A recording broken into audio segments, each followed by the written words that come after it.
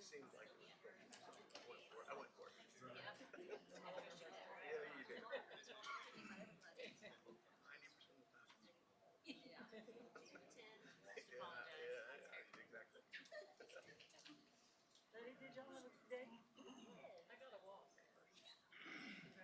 Thank you. I'm deep into policy and complaints. All right, we're going to get started on our workshop Tuesday, July 15th, 2025, a little after 5 p.m. Call to order. Declaration of a quorum, 5 members present, 1 on the way, 1 absent. Welcome, everybody. Thank you all for being here. We do have a speaker for our workshop. During this time, we'll hear from citizens who registered to speak prior to the meeting in accordance with the board operating procedures. The Open Meetings Act prevents us from responding to speakers regarding items not on the agenda. Comments related to items on the agenda may be discussed during deliberations on that specific agenda item. Public comments are limited to 3 minutes per person. Those needing an interpreter may have up to 6 minutes. Each person has 1 opportunity at the microphone regardless of minutes used. Unused minutes may not be accrued by another speaker. The executive assistant will time the comments and alert the president when time has expired. The board asks that those addressing the board refrain from derogatory comments. And our speaker is Heather Green, and we're going to use this microphone up here. Is she here? Okay.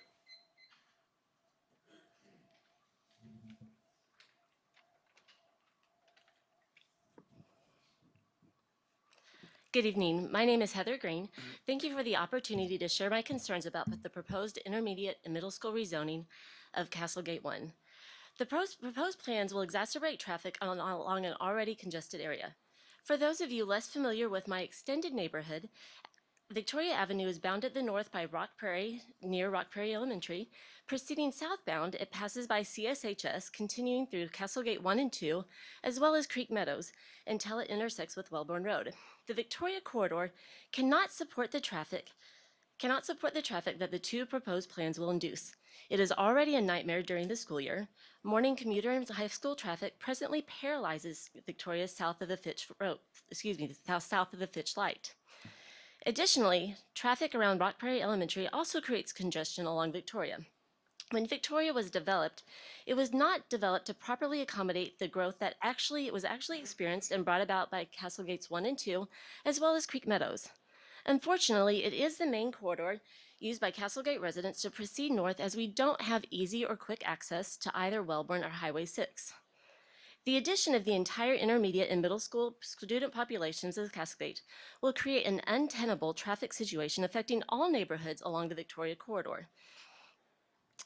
It will unduly burden all area residents, not only those with school-age children, but also all residents, as many commuters use this stretch of road as well. Allowing Castlegate students to remain at their current schools prevents this problem. Moreover, as a runner, I fear that the additional traffic will present a safety concern to our walking and biking students. I mentioned this knowing how many times I alone have narrowly been hit due to people failing to stop at stop signs, failing to just look both ways, and a general failure to pay attention due to the morning rush. An increase in traffic will escalate these safety concerns. Now, I don't want to ignore that you have some very real issues that the board is going to have to address in the near term.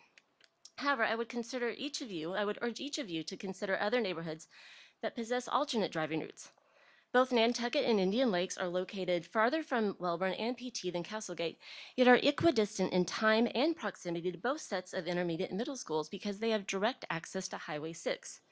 Greens Prairie Reserve also falls into this category, as its entrance and exit sits directly across from Nantucket. Mission Ranch also has easy access to Rock Prairie and Wellborn.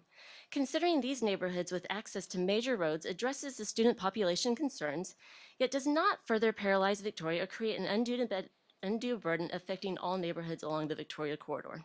Thank you for your time and consideration.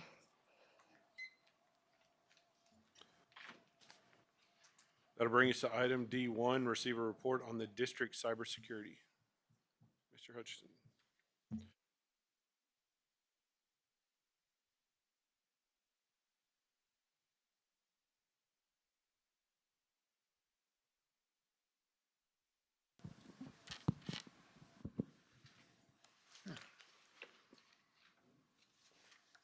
President Horak, Dr. Harkrider, members of the board, thank you for allowing me to give you the state of cybersecurity so that we can better understand what we're doing as a district to protect our children and staff, and what Texas A&M University can also do to help us at the end, which, as you know, it's an agenda item on the regular board meeting tonight for you to approve. Before we begin, I wanted to go over a little bit about, let me pull this forward, a little foundation of what all we have in place already. The internet is a wonderful tool. We encourage it, we use it, we have to use it for our students, but it also brings some perils that we have to deal with. Our first item in there is the wonderful firewall. I don't have a mouse to show you in the middle, but it's in the middle of it. So think of that as a doorway. So as our campuses, we walk through the front door. We let some people in, we keep some people out. That firewall does the exact same process on a network. So everything's set to block everybody coming in unless we allow them in. So that is one item that we've got in place. A content filter, which required by E-rate, we have to have in place, which is also a wonderful tool for us.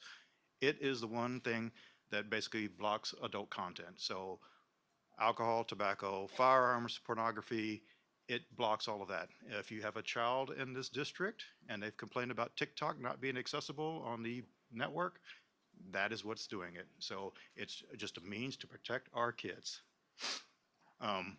The other thing we like to do is we like to separate our network, or segment our network. So we have in place tools that only business needs to use, databases and things like that. A student does not need access to those kind of tools. So we segment that off. So it's not shared in between each other. They can't see it, they can't get to it. It kind of protects the stuff, which leads me to our public versus private. So we have students that use their own devices on campus. They essentially are on our network, but they're outside our network. So they go through the firewall, through the filter, and come back in, so they can't get access to those internal resources that they're not allowed to. The other thing we do is credit card machines. Everybody's worked a concession stand, and they have the little credit card reader. That is on the public side, so they can't get access into our internal stuff. But it still goes through our filter and our firewall to keep everything safe and protected. Endpoint detection and response. Antivirus on steroids is what this essentially is. So when it identifies malware or something happening on the network, it will take it, it will contain it, and so it doesn't spread throughout our district. This is one of the things that we've been doing internally with ourselves that we're looking for Texas A&M University to assist us on managing it and doing a really good job at it. So that will come further on. Operating system updates and patches. Everybody hates when Windows says we got to upgrade your machine. You got to restart. Well, unfortunately, a vulnerability has been identified, and that has to be taken care of. A restart usually fixes that because it downloads it and does it. So we provide all of our devices are updated, patched to make sure we're safe. User education, we've put a huge emphasis on, is because most of the threats that we have coming in are user-based. They're our highest risk. I mean, it's just people don't know. And so we're putting a lot of resources into making sure that education is big so that we know what to click. This also helps in your personal life, so all of our faculty, staff, teachers, students know if you can't do it here, you probably shouldn't be doing it at home either. So that hopefully gives a little bit of foundation of the components that we have. You're going to hear me talk about CISA a lot, Cybersecurity Information Security Agency. That is a federal program that we use. What they did in 2023 is they went out and they studied all of K through 12, they did surveys. And the good news is they realized that all the issues that we face here in College Station, federally, they faced the same way. So they came back with 3 findings, and one is obvious: finite resources. If I had a bucket of money that I could just spend and do whatever I want to, then we could protect it, but we don't live in that kind of world. So they've recommended that we go through and we prioritize. What's our highest threat? What do we need to protect? In my world, just for example, it's our financial system. So, we have student information system too, but financial system is a good example. If that goes down, Miss Wilson over here is writing checks by hand because that affects payroll, that affects paying bills. It also has all our information on employees. It has their social security numbers. So we do a lot of protecting of that. So based on the money that we have, we've prioritized that. So we've identified the high-end elements. We decided how are we going to detect and protect these elements, and God forbid something happens, how do we restore and recover from an incident? The next thing is insufficient IT resources and cybersecurity capacity. It's, again, everybody knows we don't have enough to do, so So how do we technize that? We have to recognize and actively address, these constraints that were placed on us. So we have to use what we have the best way possible. We rely upon partners. That's the next one is we rely upon partners, but we have to maximize every dollar we have and use it in the best way possible. So is it better for us to manage our network for our cybersecurity threats and try to hire people in-house? Probably not, when we can do a share with Texas A&M and we can utilize their expertise and they can spread the cost across a bigger platform, a bigger base. So, and the last one is collaboration of information sharing. So we are not an island. We can't do this on our own. So we rely upon CISA again, because they give us a daily briefing of what we need to look for, what we need to be aware of. We also rely on our regional service centers. What are they looking at? There's groups that we also are members of to give us information. So a lot of that, hopefully, if we can all identify threats before it happens, it gets too far, we can take it out. I used Verizon's data breach report just as an example, but our biggest problem is we need to know what our weaknesses are. So on the report, it says 20% of data breaches occur because of vulnerabilities, exploitations. That's your patches, your updates we need to do. What we've also done is we had a regional service center come in and do an audit. And they looked at our site, they looked at inside, outside, try to find all our vulnerabilities and identify them.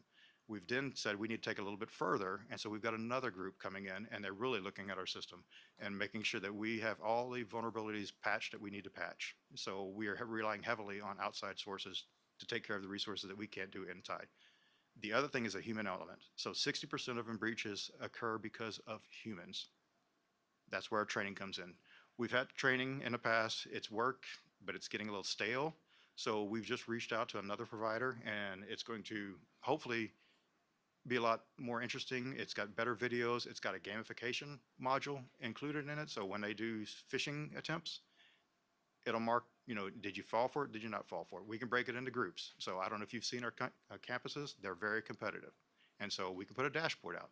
And if we find out that AMCHS is doing better than Pebble Creek, trust me, they'll know, they'll rub it in, and Pebble Creek will pick up their game to do it. Same with the board members. If we want to spread y'all out and see which one's better at it, we can definitely create that as a dashboard and see who's more competitive. You know what we do? Okay, yeah. So we'll do it.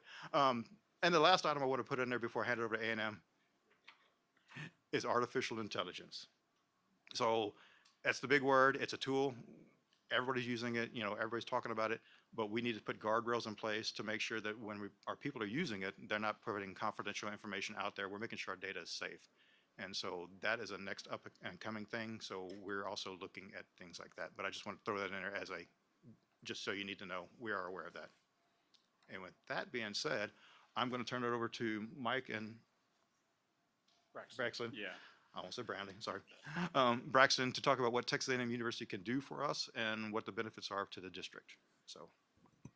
Thank you very much for providing us the time to come and speak with you. My name is Michael Esparza, and I'm here with Braxton Williams. We're part of the leadership team for Texas A&M cybersecurity, and particularly cybersecurity operations.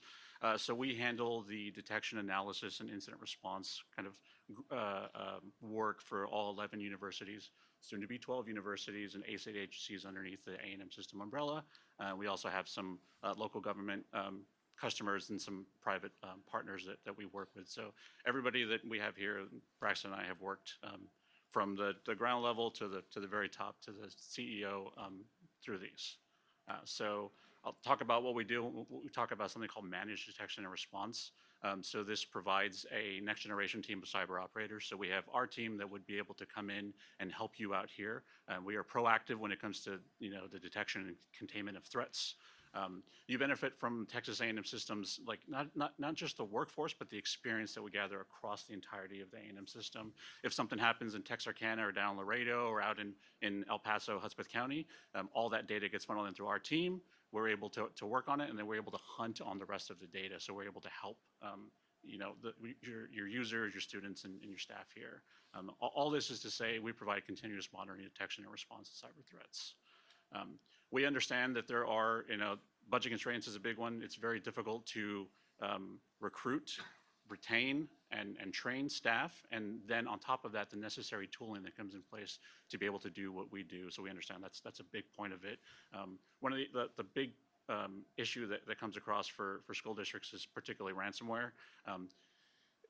Viruses and ransom have evolved from what they were a couple years ago. Now it's not things that just get caught on disk. It's things that are happening that the user brings in that eventually will fester, and then as soon as an operator gets access and the operator understands where he's at, can actually execute the ransomware to lock down the servers.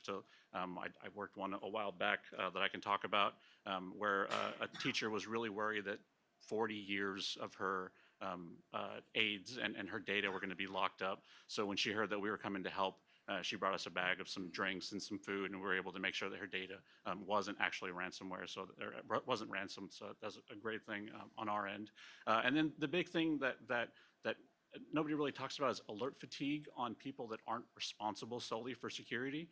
You have they have their job doing X, Y, or Z, and then all of a sudden here comes these things that just keep flowing through via email. Here's this alert. Here's this alert. I don't know what it means, so probably not too important, or it just keeps piling up. Our team of analysts actually work through every single thing that we see and report on the known bad. So part of the strategic partnership that we offer is simplified pricing, predictable cost, close collaboration. We give David and his team access to all of our team of analysts, myself and Braxton, our executive director, at a moment's notice. While we're doing that, we're offloading the monitoring and response burden to our team, and our team is able to retain, train these specialized experts in what they do when it comes to not only analysis, but actually responding to an incident, or if something gets too out of hand, an incident management team who will work with your PIO, who work with your people, your media liaisons, to make sure that we have everything, laid out the right way.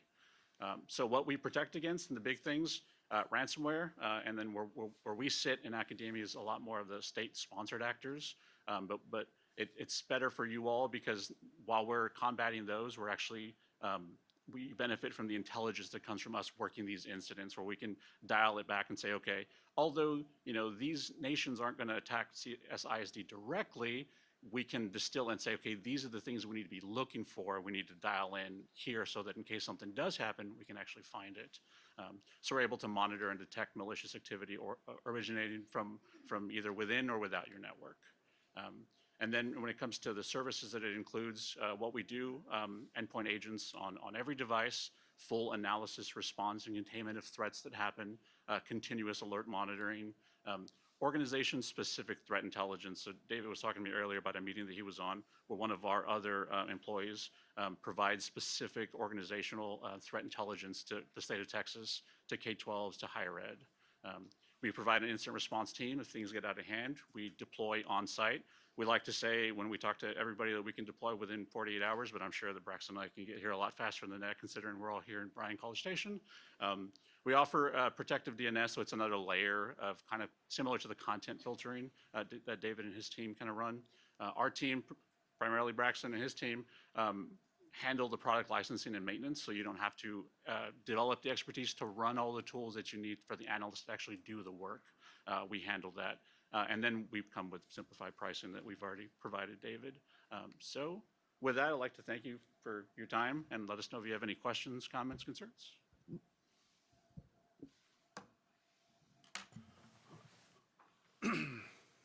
So we've had some email issues and concerns. Does this kind of tie in to being able to resolve those as far as folks not getting emails, not receiving, things like that, stuff going straight to spam or something like that? Just trying to figure that all out. It's not directly related to Texas A&M. It's part of our other project. The training that we're also receiving, that I mentioned, that we're training to a different training program.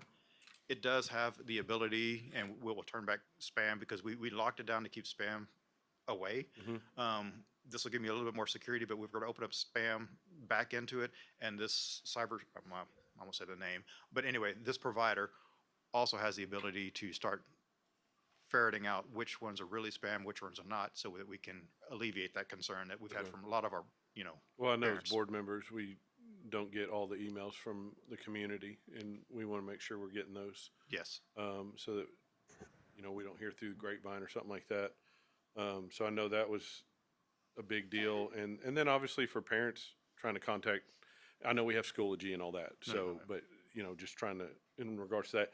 Other question I had was, when we're talking about firewalls and we use a whole lot of different stuff, when we're talking about like the athletics and the extracurricular where they're selling tickets and things like that through I guess a third party, that's not our responsibility. Or do we have any liability exposure for, let's say, right across the street here, Consol football selling tickets to get into the game through the third party? Do we have any liability on that, or is that off of us? How's that work? Well, and that's the second item of CISA is, but IT doesn't have the money to do things like that. Right, right. And we look to our vendors to do that. Okay. So the concession stand sales, the ticket sales, that's all done through a cloud provider. Okay. And so we are providing a tunnel, a pipe, basically, if you get from the device into that. And so the only liability we have is if something happens when they're actually scanning the card, but once it's done, it's in the system and it's done. So we're not liable. Once it leaves a person's hand, we're no longer liable for it. Okay. Yeah, PCI compliance is a big deal, and that's what I'm concerned about too. Yes, sir. Anything else? Yeah, I was going to ask just about the general programming. We've heard about what it covers. Like, what is it replacing that, or is it replacing something that we've paid for, internally, right? Because obviously we're looking at the price of it for at the board meeting.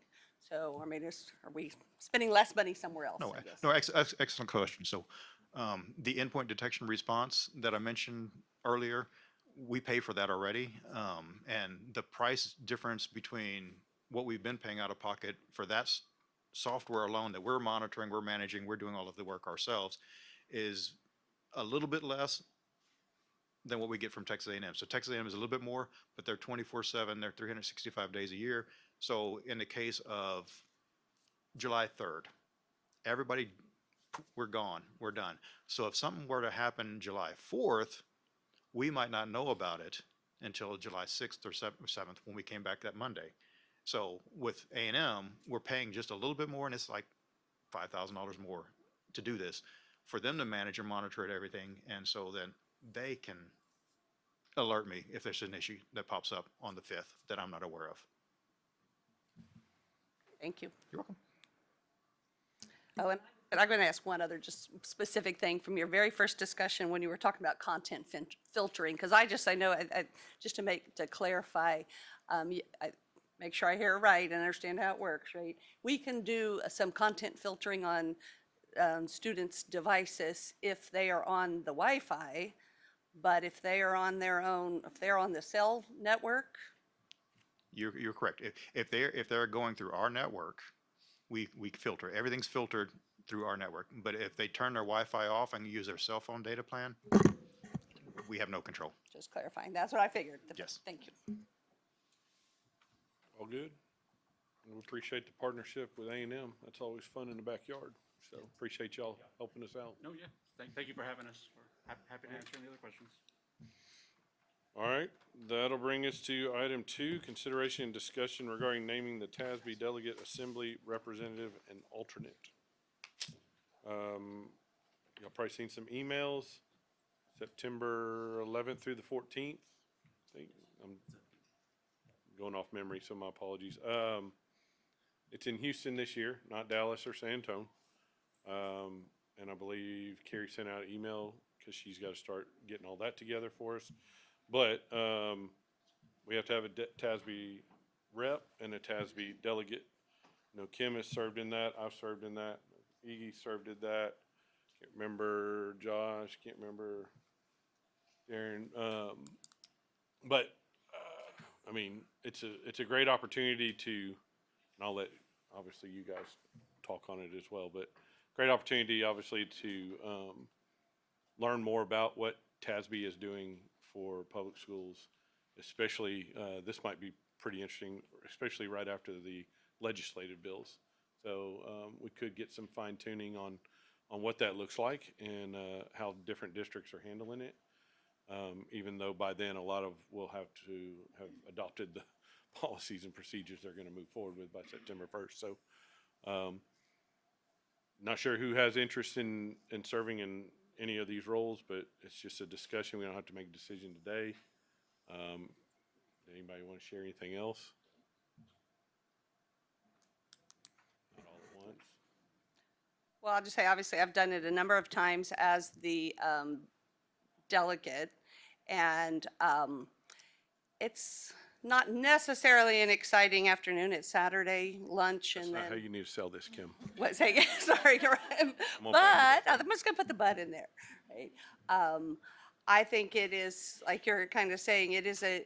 I don't think we're necessarily learning so much about what other districts are doing. This is really just the way, it's kind of like being at the legislature where, there are hundreds of delegates from all across the school districts in the state, and voting and discussing on what we think is important for public education from school board members. So that's really, what the task is.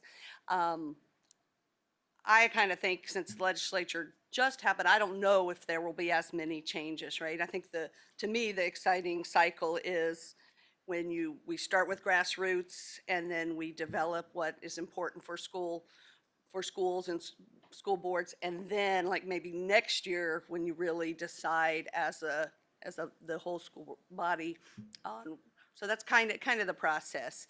The delegate and the, alternate can do the lunch session together. Kim and I did last year.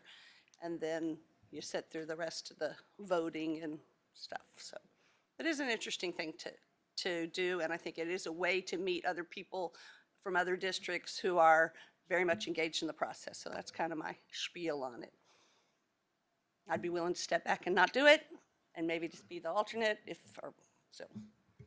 I was going to say that I'm happy to support anyone who wants to do it. I did go as the alternate last year, so I was not fully involved, just got a little glimpse. But if we're just looking for someone who's willing, I do have willingness to be considered to do that this year. So Okay. Well, like I said, we don't have to make a call till next board meeting, really, because we got to send that in to TASB before we head out. So just be thinking about it. We can have more discussion, finalize all that next meeting, and go from there. So brings us to item 3, consideration and discussion of board policy DMB local. Hester, come on up.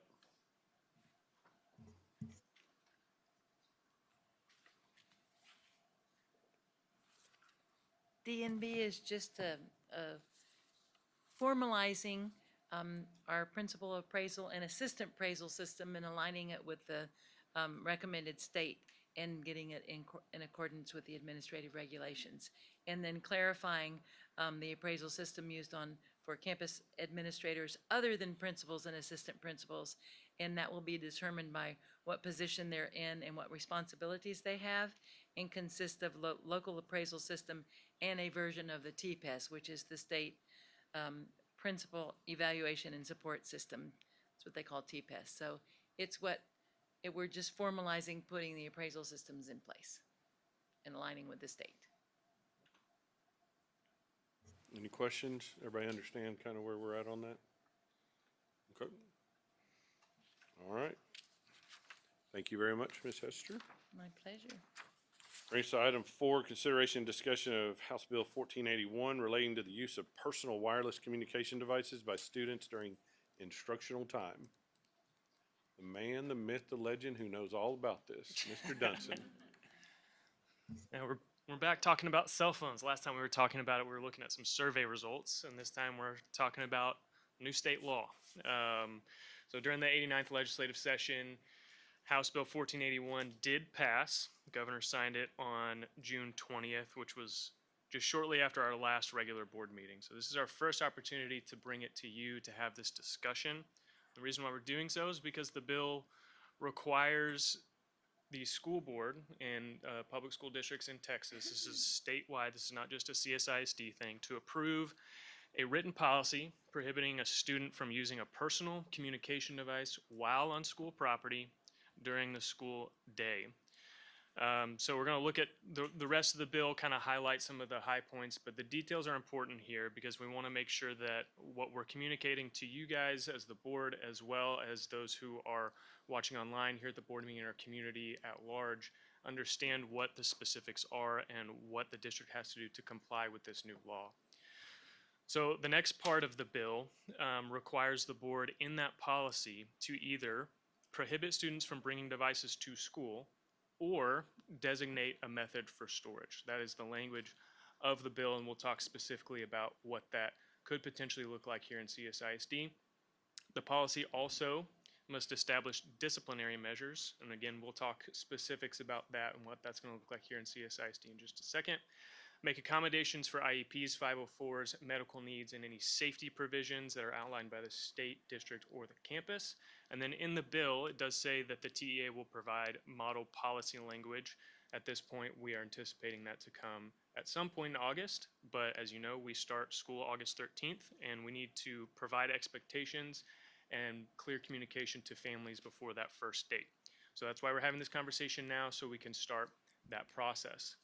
So the bill also defines what a personal communication device is. This has been a big question, lots of conversation around this.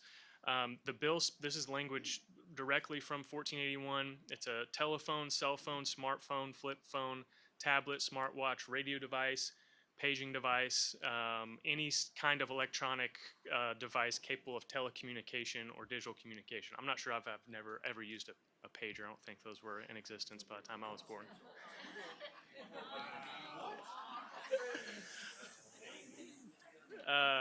Just had to throw that one Is in he old there. enough to be giving this presentation?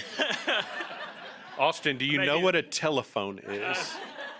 I may be the most qualified because I grew up with a cell phone.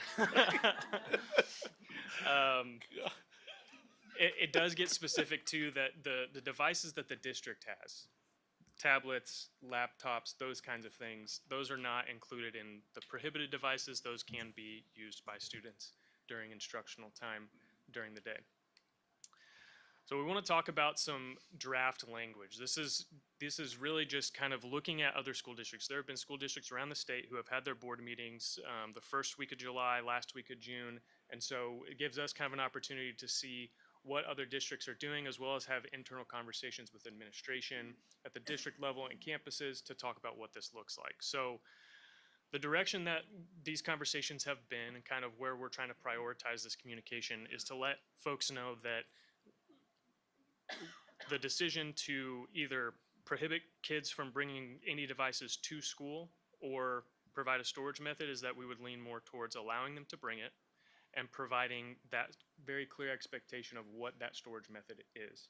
And so in this draft language, we have put up there that students can bring a device to school, cell phone, smartwatch, whatever that may be, but it has to be off and put away during the school day. So that means first bell to last bell. It would have to be off and put in their backpack, purse, locker, or any other designated storage area, and would need to be off. And so that's kind of the big crux of the bill is, can they bring it? Yes or no? How are we going to store it? So any questions about that piece of it? I guess just the small little question that if somebody asks me, does a pocket count as a storage location, and who, It does I mean, not. has It there has to been any be, precedent for that? yeah, it has to be stowed off the student is what the draft language says. And we can work on this policy language and make sure that that is abundantly clear and break down the policy for parents to let them know, and students, that off of the student means that it has to be stored away from their person. But we are not going to be searching kids' pockets for cell phones. So that will not happen.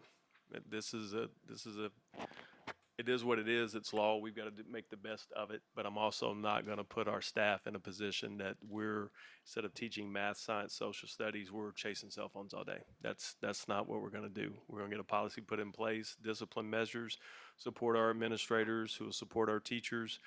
We've got teachers without a policy right now that never have an issue with cell phones because kids are engaged and they're too busy to worry about a cell phone.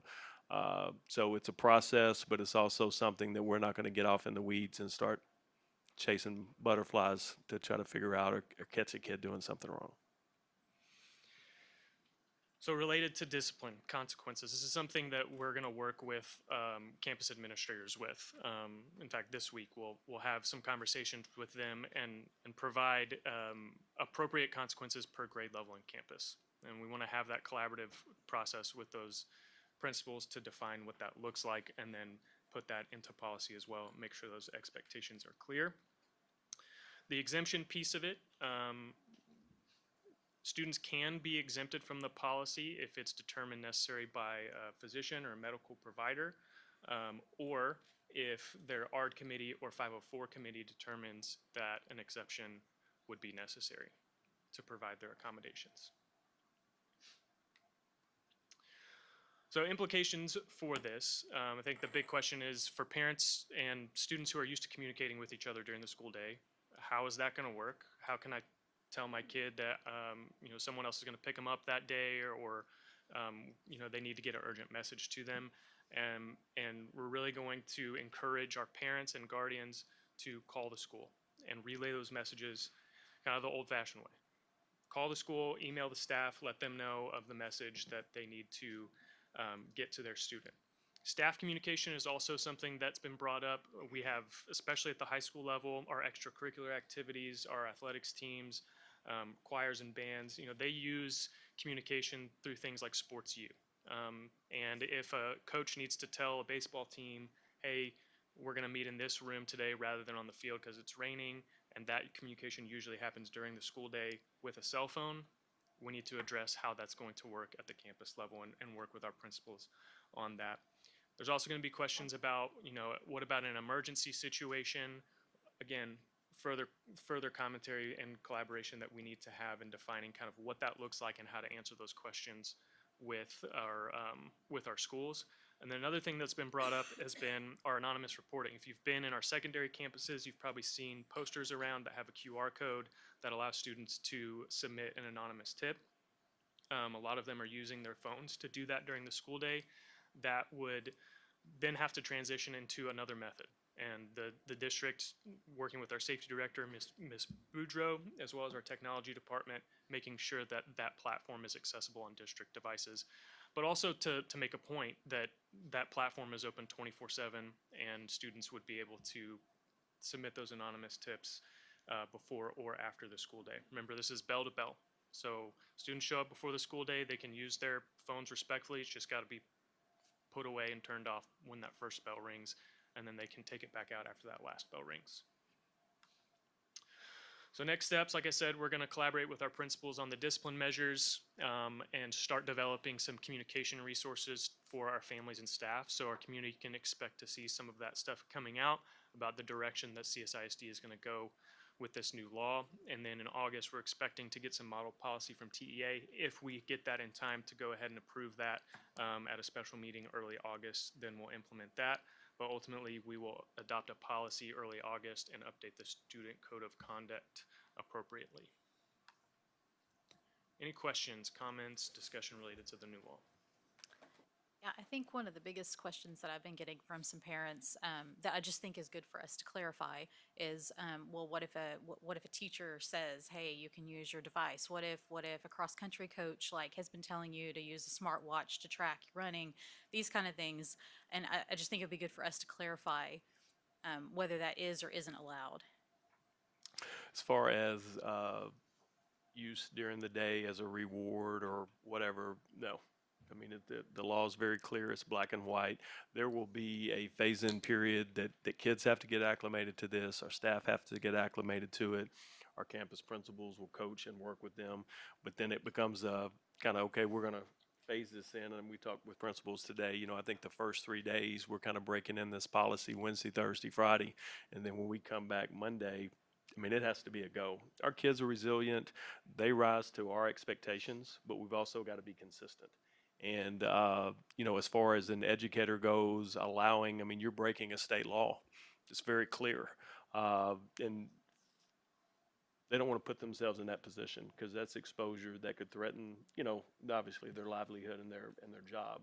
And a lot of districts that have put this in place here over the last couple of years were very direct, and our policy's been successful because we were black and white. There was no gray area. And the ones that were trying to, well, you can use it in the hall, you can use it at lunch, it wasn't as successful. And so a policy is a policy, but it's only as good as how our team implements it. And so, I think we're going to have some discussions tomorrow with principals on discipline measures. And then, I've got confidence that they're going to go out and lead it. Right now, in intermediate, elementary and middle school, we really don't have a lot of issues. You know, at our high school level, it's been a little bit more open. Kids use it at lunch, hallways, and things like that. It's going to be a shock for them. I had to took me a couple of days. I had to explain to my daughter that this was not my rule, that it was a state law. I even Googled it and showed her. So when your friends get mad, it was not me. Kids they'll figure it out. I think if we'll implement it correctly, I think we'll see a drop in fights and disruptions during the school day. And I think it's very achievable that kids are going to do better in the classroom because they're going to be a little bit more focused. In the 17 years of my daughter's existence, this is the first school legislation she has paid attention to. I look forward to her retaining Mr. Ben to find a doctor to say why her phone needs to be medically attached to her hand. So I look forward to getting it surgically removed. But when you talk teacher retention, one of the key impacts is classroom behavior, right? And all our kids are saints. Well, they're not. Mine aren't perfect. And I would say that this is a major factor. There's some headaches, there's some concerns, right? But to your point, Missy, is not everybody's expected to have a phone, right? So that's an expectation on teachers, which we can manage. I like that we're ahead of this, but what I would ask is that parents need to be talking to their kids now, ahead of time, so it is not a shock. Yes, we have some concerns. Yes, parents want their kids to be reachable during the day if there's an emergency. But we all made it, like we survived. And there's still ways for us to communicate. But I think in terms of setting our teachers up for success, of not having to chase, disruptive behavior, I think we're ahead of the curve, and that's a good thing. But please, please, please, parents, talk to your kids about what's coming and expectations, because that's where it starts. Austin does have plans to go ahead, since we're having that discussion today, to start putting this language out as far as how the law is currently written out to parents, staff, so they're aware of where this is coming. So prior to potentially August 7th, you guys taking action on official policy. It's not a surprise. It's basically just putting into print. And then we can list the discipline measures once those are approved as well. And I was going to ask, and y'all have done a good job of this on a couple other things over the last couple of years. Even starting to create an FAQ that can be put on the website or provided to parents would be a good idea. Put it out on TikTok. Yes. Oh, that reminds me. Second question: where do bag phones fall? Sir? Bag phones? Bag phone was not on there. I honestly don't know what he's talking about. It was a phone. It was a phone in a bag. You ever used a rotary dial, Austin? Yeah. Oh, okay. Oh, I would have lost that bet. I was about to ask you that. Yeah.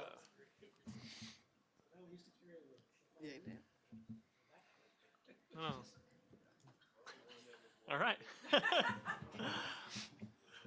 I just really support what Dr. Payne said and Dr. Harkrider about the enforcement and the consistency of it, and how I think that will help it be easier for our teachers, right? I think that was what, especially when we went back and looked at some of the comments from teachers in the survey. I mean, we had looked at the overall data, but then when we looked at some of the specific comments, I think a lot of those were about consistency and enforcement, and so they're not having to worry about, oh, another teacher does it a different way, So I think that'll make this work better, and I think I've heard the same thing from other districts as well. And I think some of the parents might be surprised. I don't know if we're going to get into what some of the different possibilities for the consequences are, right? Because I know we've seen there's some other examples from other districts, but Yeah, we can give you a few. Dallas ISD recently adopted a policy, Conroe, that we've been kind of paying attention to some of the larger districts that have moved a little quicker. Taking the phone up the first time, it's given back at the end of the day. Taking the phone up the second time, you charge X amount. The third time, it's X amount. The fourth time, it's X amount. I'm not necessarily opposed to that, but then that's more you got to pay attention to of how many times this has happened with a kid. So we'll figure that out. One of the biggest issues I'm concerned with is kids refusing to give you the phone, because it's going to happen. They're going to say, hey, put your phone up. I need your phone. They're going to say, I'm not giving you my phone. They're not going to give the phone for a million different reasons. One, they don't have money to come back and get it. Two, they've got a job. Whatever. I was an AP a long time ago when we started fighting this battle and had the same thing there. Kids' livelihoods, for some of them, It depends on their phone, and they're not going to give it up. And so then we're put in a position, according to state law, we have to have discipline measures for kids. So we're going to punish kids for not giving us the phone, and then obviously it's going to be some sort of suspension. So now we're taking them out of the classroom. So my hope is that we can be consistent with a policy. We build relationships with kids, and that trust factor that we're not trying to do anything to you, but this is a law and you've got to follow through with that. And we have confidence our staff's going to be able to handle that, but it will be a problem because kids will refuse to give the phones. And just so we're clear, there was no funding associated with this, right? So when There's they say there not- has to be storage, it's and another Ms. unfunded mandate by the state to Yes, say, sir. you have to do this, but we're not going to pay you for it. We are not spending any money on where to put devices. That's why we're using backpacks. I'm not going to ask a teacher to make sure when kids come in, they've got a pouch to put 30 phones up and count them, because I've got some friends, kids who work in other districts. They have fake phones that they put in the pouch and their phones in their pocket. Kids figure it out real quick. They've got a backpack, a purse, put it wherever you want to, just turn it off. But I would encourage, all of us as the adults, the families and the teachers and the administrators to remember that we're going to be setting the tone for this. If we as parents are encouraging our kids, hey, you're going to be okay. This is going to be all right. You need to do what you're being asked to do. And hey, at 4 o'clock, you can turn your phone back on. And if you had an important message during the day, you're going to see it and you can respond to it. It's okay sometimes to have to wait. I know when, one of my kids first got a cell phone, they would text me and it would be like, Mom, and it would like constant until I respond. I had to be like, I can't respond immediately all the time. And so I think that's just where we are. But I think that we as the adults can set the tone for that, our teachers and our families both, to make something that I think is going to be better for our kids in the long run. You can block them too, Kim. You can And it will be some extra work for our office staff and so forth, but obviously if there's true emergencies, they can contact our schools, our campuses at any point, and vice versa, the student can contact the parent. Yeah. Yeah, And I would just, the one other thing, when you were asking about like, is there ever going to be options to pull this out for instructional time? I think it clearly uses that word. I mean, this is for nothing during the day, right? That is the law, so. Yeah, we do the bond programs that we've had over the past few years have given us additional devices so that classrooms do have access to those. But the law is pretty clear that Right. instructional time, phones are off and away. Anything else? All right. We appreciate it, Mr. Dudson. Good luck.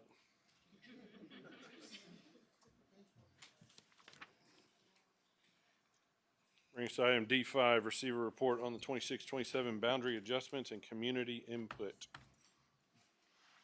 Ms. Wilson. Good afternoon, Dr. Harkrider. Mr. Horrick, Board of Trustees, thank you so much for allowing us to present the boundary update. I always tell y'all accounting can be fun, but I'm not going to lie to you. Boundaries aren't that much fun. There is a reason why we have to look at boundaries, of course, and it's because we have to balance out our district to become a little bit more efficiency. So what's going on here at College Station ISD is we've got 3 elementary campuses that are at or above capacity, so we need to look at that.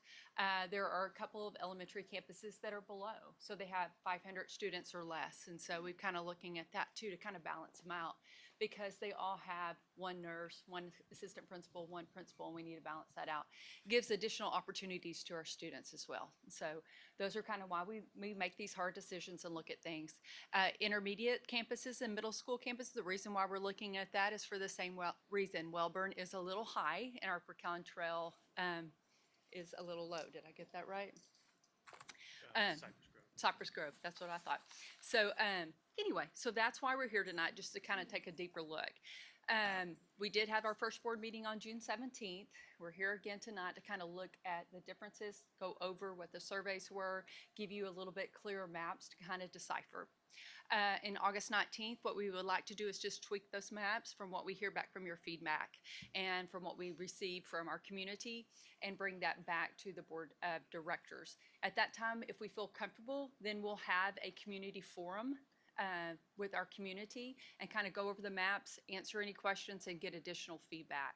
Once we have that, we can bring that back to the board. So it kind of really depends on this next month, how well we do, kind of what the feedback, if we feel comfortable moving forward. And if we do, we can adopt as early as September, if not September or October, but we want deadline no later than November. And so it just really kind of depends on kind of what the feedback is. So I'm just going to go over the maps in a little bit more detail, and then I'm going to pass it over to Mr. Austin that has never seen a back phone and allow him to continue. This is a little bit closer look at Plan 1, and so there's just a little bit of adjustments in this plan that I kind of want to go through. So the first one is really trying to balance out that Creekview Elementary School that is below 500 students right now. It extends the boundaries across Highway 6 and includes that Midtown Reserve area. That area currently is in Southwood Valley Elementary School. And then if it goes south of Rock Prairie Road and picks up a little area that is, east of Rock Prairie Road, picks up a little area that belongs to Pebble Creek Elementary School. And so those are the adjustments to make Green Prairie grow up at free space at Southwood Valley, as well as Pebble Creek. Both of those are above capacity or at capacity, okay? The next one is Forest Ridge. Forest Ridge is below capacity where it needs to be at this time. Again, Pebble Creek is a little high. So that kind of pulls over, picks up that Southern Point development, which is across Highway 6, and then the area south of that, pulls that into Forest Ridge Elementary School to kind of get those numbers up and relieve some space at Pebble Creek Elementary. And as you can see, when we adjust these, you can only move so much in that area. And I know those are comments that Mr. Dunson's going to talk about, but if you'll just kind of look at the area and see how we can most efficiently move those numbers. The other one is Greens Prairie Elementary. That area currently goes to Spring Creek. Castlegate 2 currently goes to Spring Creek. That would move that neighborhood into Greens Prairie Elementary. And then there's a small little area that kind of flanks the area there of Welborn Road in Georgia. In that area, it's going to go to South Knoll Elementary. I'm sorry, I'm tongue-tied, which is right there in that area. That area currently goes to Forest Ridge Elementary, which is all the way at the bottom of our district. Spring Creek Elementary would pick up a small area that is currently in Forest Ridge Elementary. The neighborhood kind of stays in that area. It looks almost like an eagle right there. If you look at that on a map, that's really trees. So there's really not developments in that area that kind of looks blank. And so it kind of makes a little bit of sense to pick up that if you had to and move that area into Spring Creek Elementary. There's not a lot of students there. It's really just kind of done to clean some lines. And then this would pick up, Forest Ridge Elementary would pick up Greens Prairie Reserve. Okay, so those are some of the major ones on Plan 1. Plan 4, there's some adjustments on Plan 4. And it is, there is a little small neighborhood that is in the College Hills Elementary boundaries in a sense, and it goes currently to Spring Creek. Let me make sure I've got that right. It currently goes to Spring Creek Elementary School. We would pick that up, move that into College Hills Elementaries. The other one, of course, is to go east of Highway 6, but this time just boundary at Rock Prairie. So it would just stop at Rock Prairie, not go further than Rock Prairie like the other map did.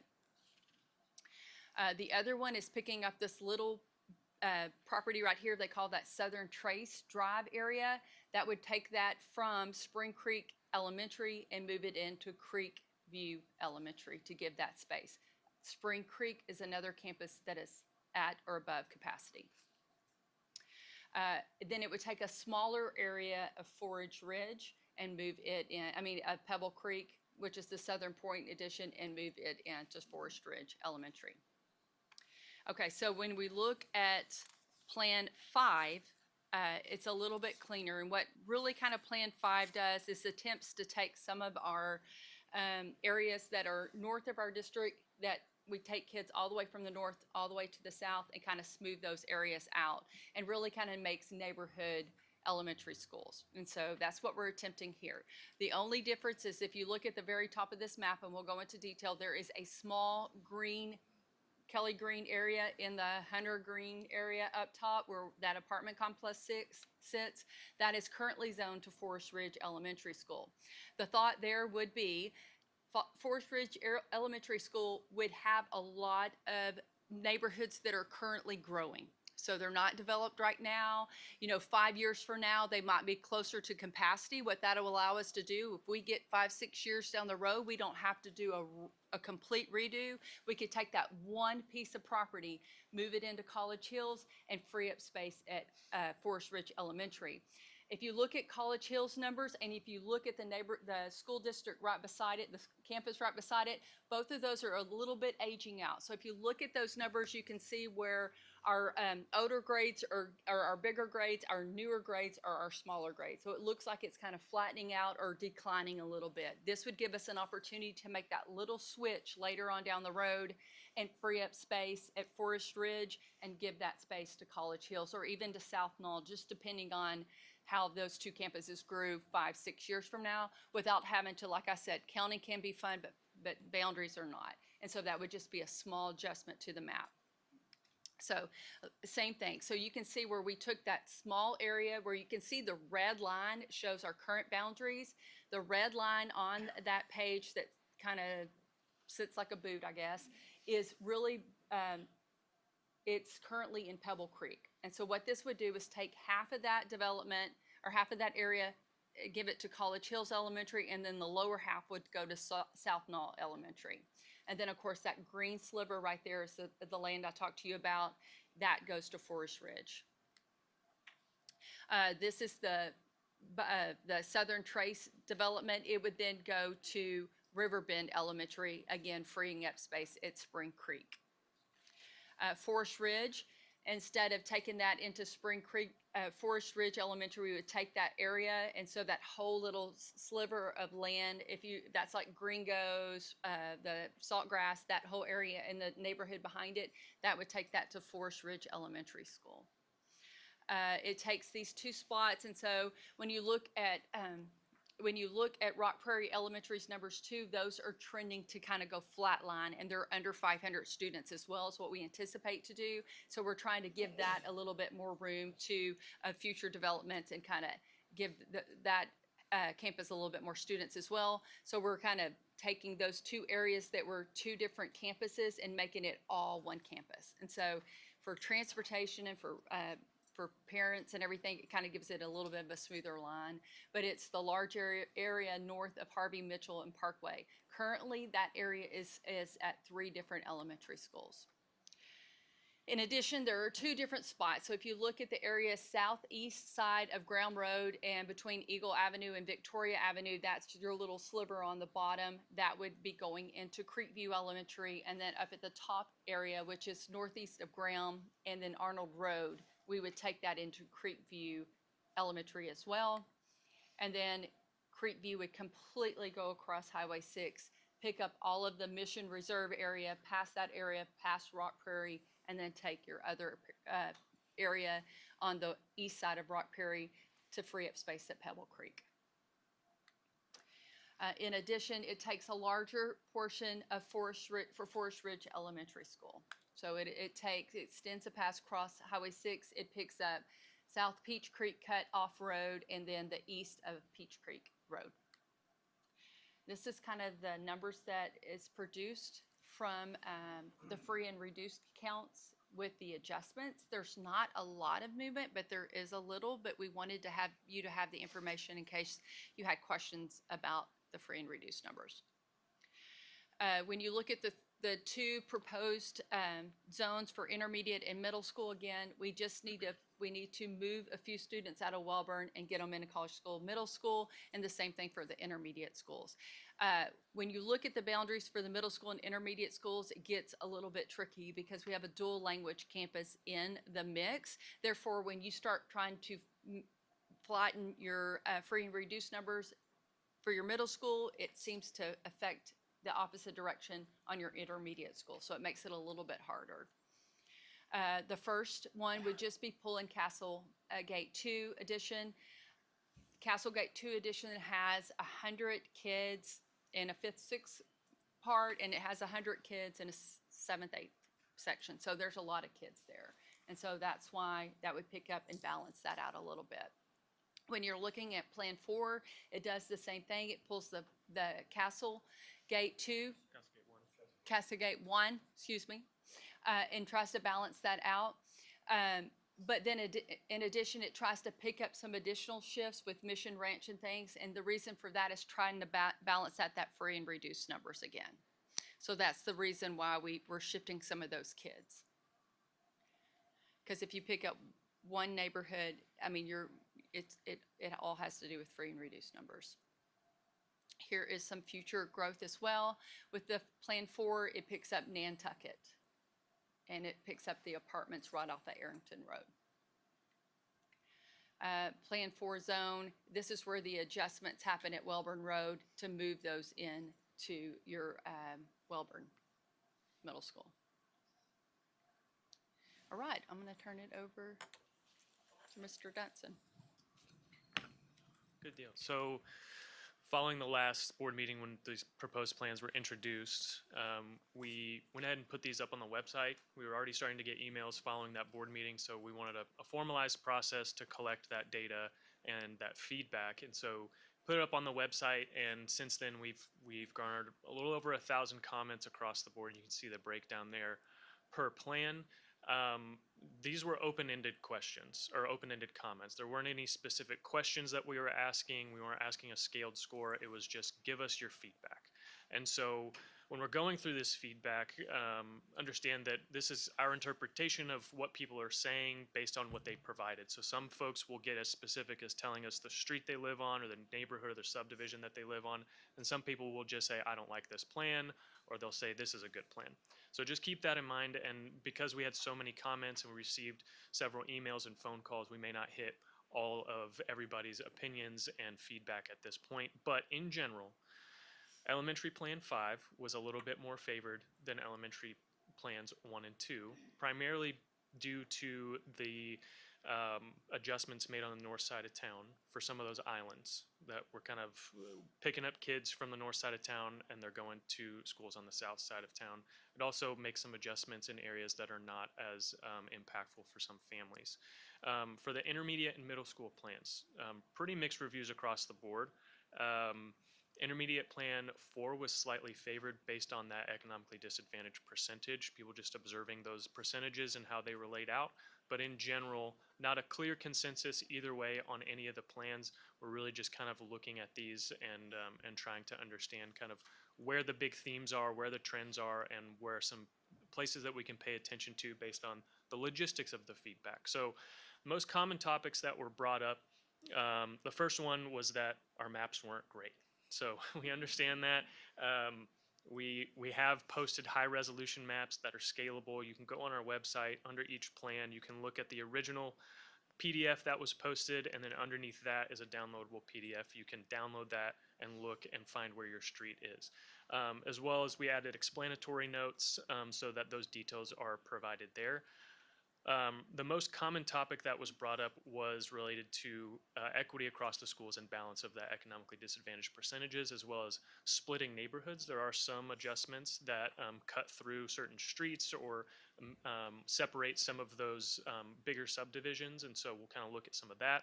Traffic, transportation, proximity to school, all big topics. Feeder patterns also brought up, and then questions about grandfathering. So what we're going to do is kind of in context of some of the comments that we got, high level view, we're going to look back at some of the maps that Ms. Wilson showed you and kind of compare and contrast those and talk through what kind of feedback was happening from certain areas of the district. So here's a breakdown. We're not going to read over all of this. This is really just kind of taking those big topics and breaking them down by area. And we'll kind of go through and look at this visually. So this is again, kind of the most common topic that was brought up was balancing the school district's demographics. And this is that current boundary of that north side of town where you see some of those islands for Pebble Creek, Spring Creek, Forest Ridge, and Creekview.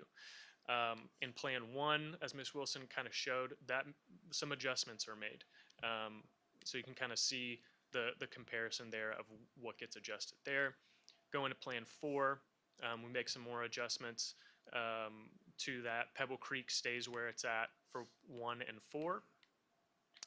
And then for 5 gets split between College Hills and South Knoll. That Forest Ridge area, it was previously Spring Creek, and then Rock Prairie takes that northern portion. Okay, so here's this Southern Point area and the Peach Creek cutoff. The majority of the comments from this side of town were related to observations about the enrollment numbers at Forest Ridge. It was also about their community and their neighborhood, but primarily as people were reviewing the plans with the enrollment numbers, they were looking at Forest Ridge potentially being at or over capacity based on these adjustments. Here's the Spring Creek Castlegate 2 area. Majority of the comments in Plan 1 were related to Castlegate 2, and that is that little square down there where Spring Creek, Greens Prairie would take some of that Spring Creek zone. So that's majority of what was talked about in Plan 1 from parents on elementary Plan 1. On 4 and 5, it's that Southern Trace triangle, kind of that Spring Creek triangle there at the top left of that. Was where majority of comments, and primarily parents are talking about proximity to Spring Creek as opposed to Greens Prairie or Riverbend or Creek View. Lots of walkers and bikers in this neighborhood, and parents made that known by saying, we live this close to Spring Creek as opposed to these other schools. So those were the main comments there. On the east side of 6, the fluctuations between Southwood Valley and Creek View and Pebble Creek. Primarily, the majority of those comments came from that top right corner. That's William Creek Lakes Estates. It's a newer development in the Pebble Creek zone, and their main comments related to their commute and their proximity to Creek View. Looking at going across Rock Prairie Road, getting into that area of town, those were the majority of the comments related to that. We had some comments related to Southwood Valley's adjustments and some questions about how that's going to potentially impact folks who live in that Southwood Valley zone and are dual language kids who ride the bus. And so those are some clarifications that we'll make as we move along in this process. For the intermediate middle school plans, lots of feedback about Castlegate, and because this makes some adjustments to their current boundaries. Difference there between 3 and 4 is taking a larger portion of that south side along Highway 6, Nantucket, Southampton. We did have some comments from the Nantucket area, just asking questions, how many kids will be impacted in this area? Nantucket is an older neighborhood, more retirees in that neighborhood, and so just wanting us to look at enrollment numbers there. And then in the Mission Ranch, Willow Run, Southern Trace area over here on the other side of Wellborn, really comments relating to splitting this neighborhood or the map not being clear. And so with this new high resolution map, hopefully folks can kind of see what that adjustment looks like. And this is this middle of town kind of area right behind A&M Consolidated High School. Majority comments here based on the adjustment for Plan 4 were related to proximity to the school and the traffic going up Wellborn and the logistics of getting their kids to and from school and what that looks like for those families. So next steps, we're going to continue to review feedback. As we shared with you earlier this week in your supporting documents, you do have access to every single comment that's been made up to this point. And so, like we said, we did a high view here, but there's always time to continue to review. The feedback will remain open through the end of the month. So community members who haven't had a chance to do so or are waiting on high resolution maps to be able to kind of parse out where they land in these adjustments, continue to do so. We encourage people to reach out and ask questions or provide feedback online. And then we'll make adjustments here within the next month, just looking at traffic patterns, student enrollment, those kinds of things, working with our transportation department, and then bring updates back in August. Questions, comments? Okay, let me say a couple of things before you guys just kind of wrap everything up. Just a reminder on board policy. Our board policy when it comes to economically disadvantaged numbers deals with intermediate, middle, and high school. The policy is very clear that we are to bring you and make you aware if the percentages get outside of 10 to 15% from the different campuses. You are not required to take action on that. We are required to bring you the information. What you want to do with that information is totally up to you. You do not have to take action. Based on the intermediate and middle school map, most of that movement was 100% for the eco disadvantage piece. The two campuses that we're concerned about, Can you and say that, say that again, that last? most of the movement for intermediate and middle school was to balance our economically disadvantaged numbers. That's why you feel like we're I thought it was primarily a capacity driver, first of all. It's part of it. I haven't finished yet. Okay. Yeah. When we go into, there's two campuses that we're concerned about, intermediate and middle school, Welborn as well as Pecan Trail. We're at a flat growth as a school district. So both campuses right now, I think Pecan Trail maybe has one classroom that's currently available. Welborn has a couple of smaller fishbowl type classrooms that are available. So we're pretty close to capacity. However, it's trickier because we're not expecting any growth. The elementary numbers are pretty more clear cut. We've got about 3 campuses that are at capacity or over right now, and so there has to be movement there. The intermediate middle school, it's a little bit of a different target. You know, what we've got to have, after you guys discuss, we've got to have some direction on a couple of things. Does the economically disadvantaged number percentage matter for intermediate and middle school? And it's got to be pretty clear cut. Yes, it does, or no, we're not worried about that. We want to do what's best for traffic flow and for parents or their kids. So we need some direction on that. These are options. All of these options can be changed. You know, me personally, I don't know how you guys feel. We're not going to split neighborhoods. We're going to have to keep the neighborhood consistent. It's just hard for me to justify sending two buses into a neighborhood and take some kids this way and some kids that way. That just doesn't make a lot of sense. So those are workarounds. We asked the demographers to give us scenarios. They've given us some scenarios. We're getting feedback from our community. Then we come back and we take that feedback and we try to adjust these numbers. But the eco-dis piece is something that's big because that drives a lot of what we're going to do. And then in the end, the decision, I think the elementary's got to be made depending on what plan, but intermediate middle school is a discussion point. You know, I talked to Jeff about this. We're going to have a discussion about taking out of district transfers. So it's a little bit of a gamble not to do anything with intermediate middle school if our numbers hold flat, but then we could push more kids into Cygrove and College Station Middle School through out of district transfers because we create that feeder pattern if we go that route. And so we can increase enrollment at those campuses without a district transfers without moving our current population of families around. So that's just just wanted you to have those things in mind as you're kind of considering and thinking about it. But the biggest thing we've got to know is how serious do we need to be about keeping the economically disadvantaged numbers closer? Does it matter, yes or no? And anything else you guys want us to consider? And then there'll be a more in-depth conversation probably in the regular meeting. It may be workshop depending on what we have in August, so we can take a really detailed look at it. So, just so other people know, rezoning is not something we ever want to do. It's not fun for boards. I appreciate the feedback that we have gotten, people coming to speak. We all live in these neighborhoods. I live in Castlegate too. Ms. Iggy lives in Castlegate too. Mr. Ben lives in Nantucket. So, yeah. So if you want to talk Nantucket, and go to Mr. Ben directly.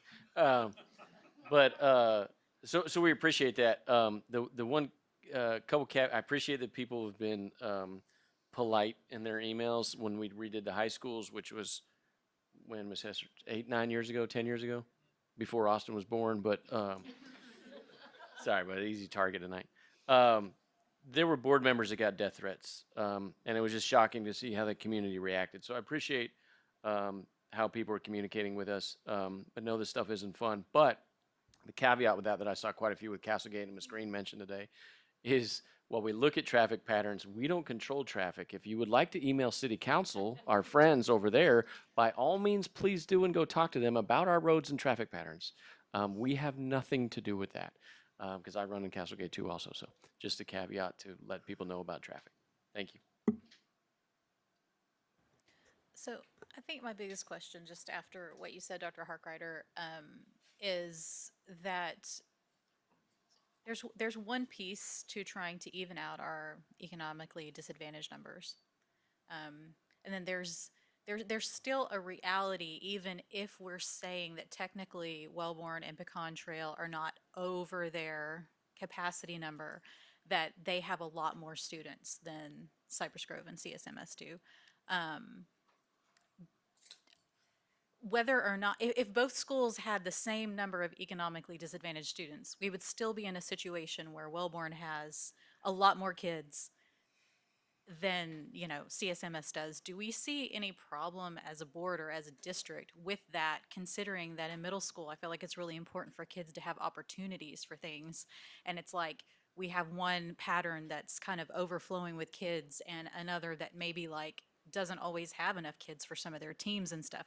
I'm asking that as an honest question because I feel like even if we're not looking at ED numbers, there's still a reality that the school's attendances are really off balance.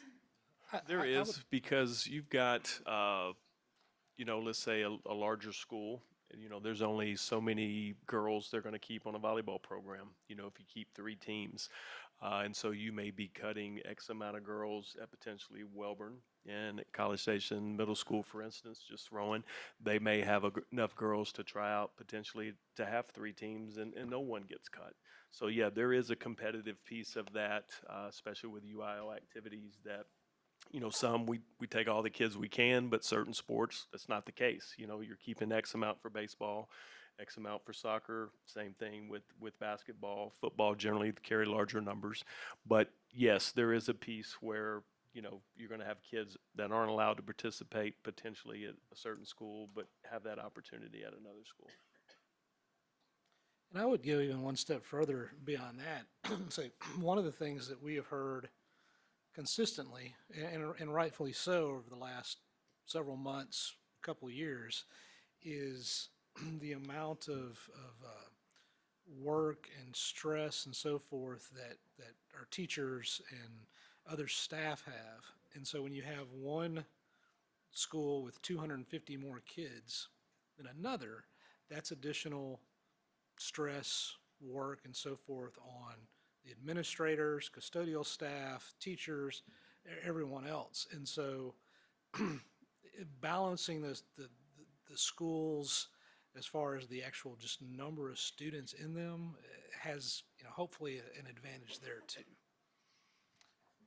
I agree, and that's why I apologize for the interruption, but I really wanted to clarify. I thought, because when we started this conversation, my thought was it was primarily on balancing out the capacity, and then obviously the discussion of the socioeconomic balance is, a piece of our policy and also a piece of the discussion.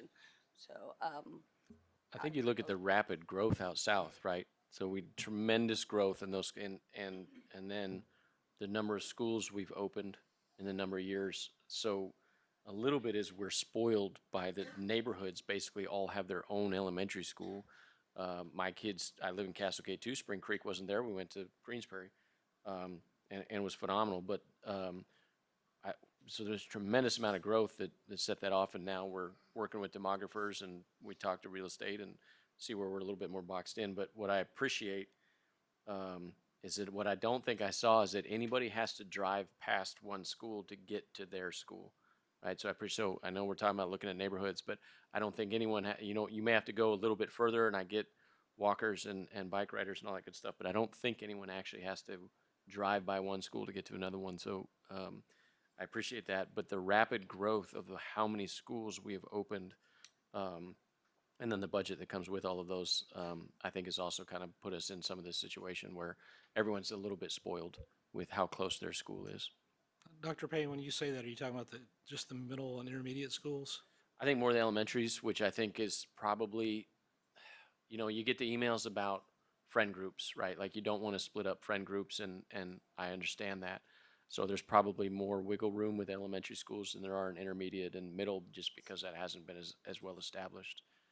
Well, I tell you, one thing that has bothered me since before I was on the board is, and I understand, and let me say this, a lot of the things that you all know that we deal with as a school board, there's two right answers, or there's multiple factors. So not everything is just black and white.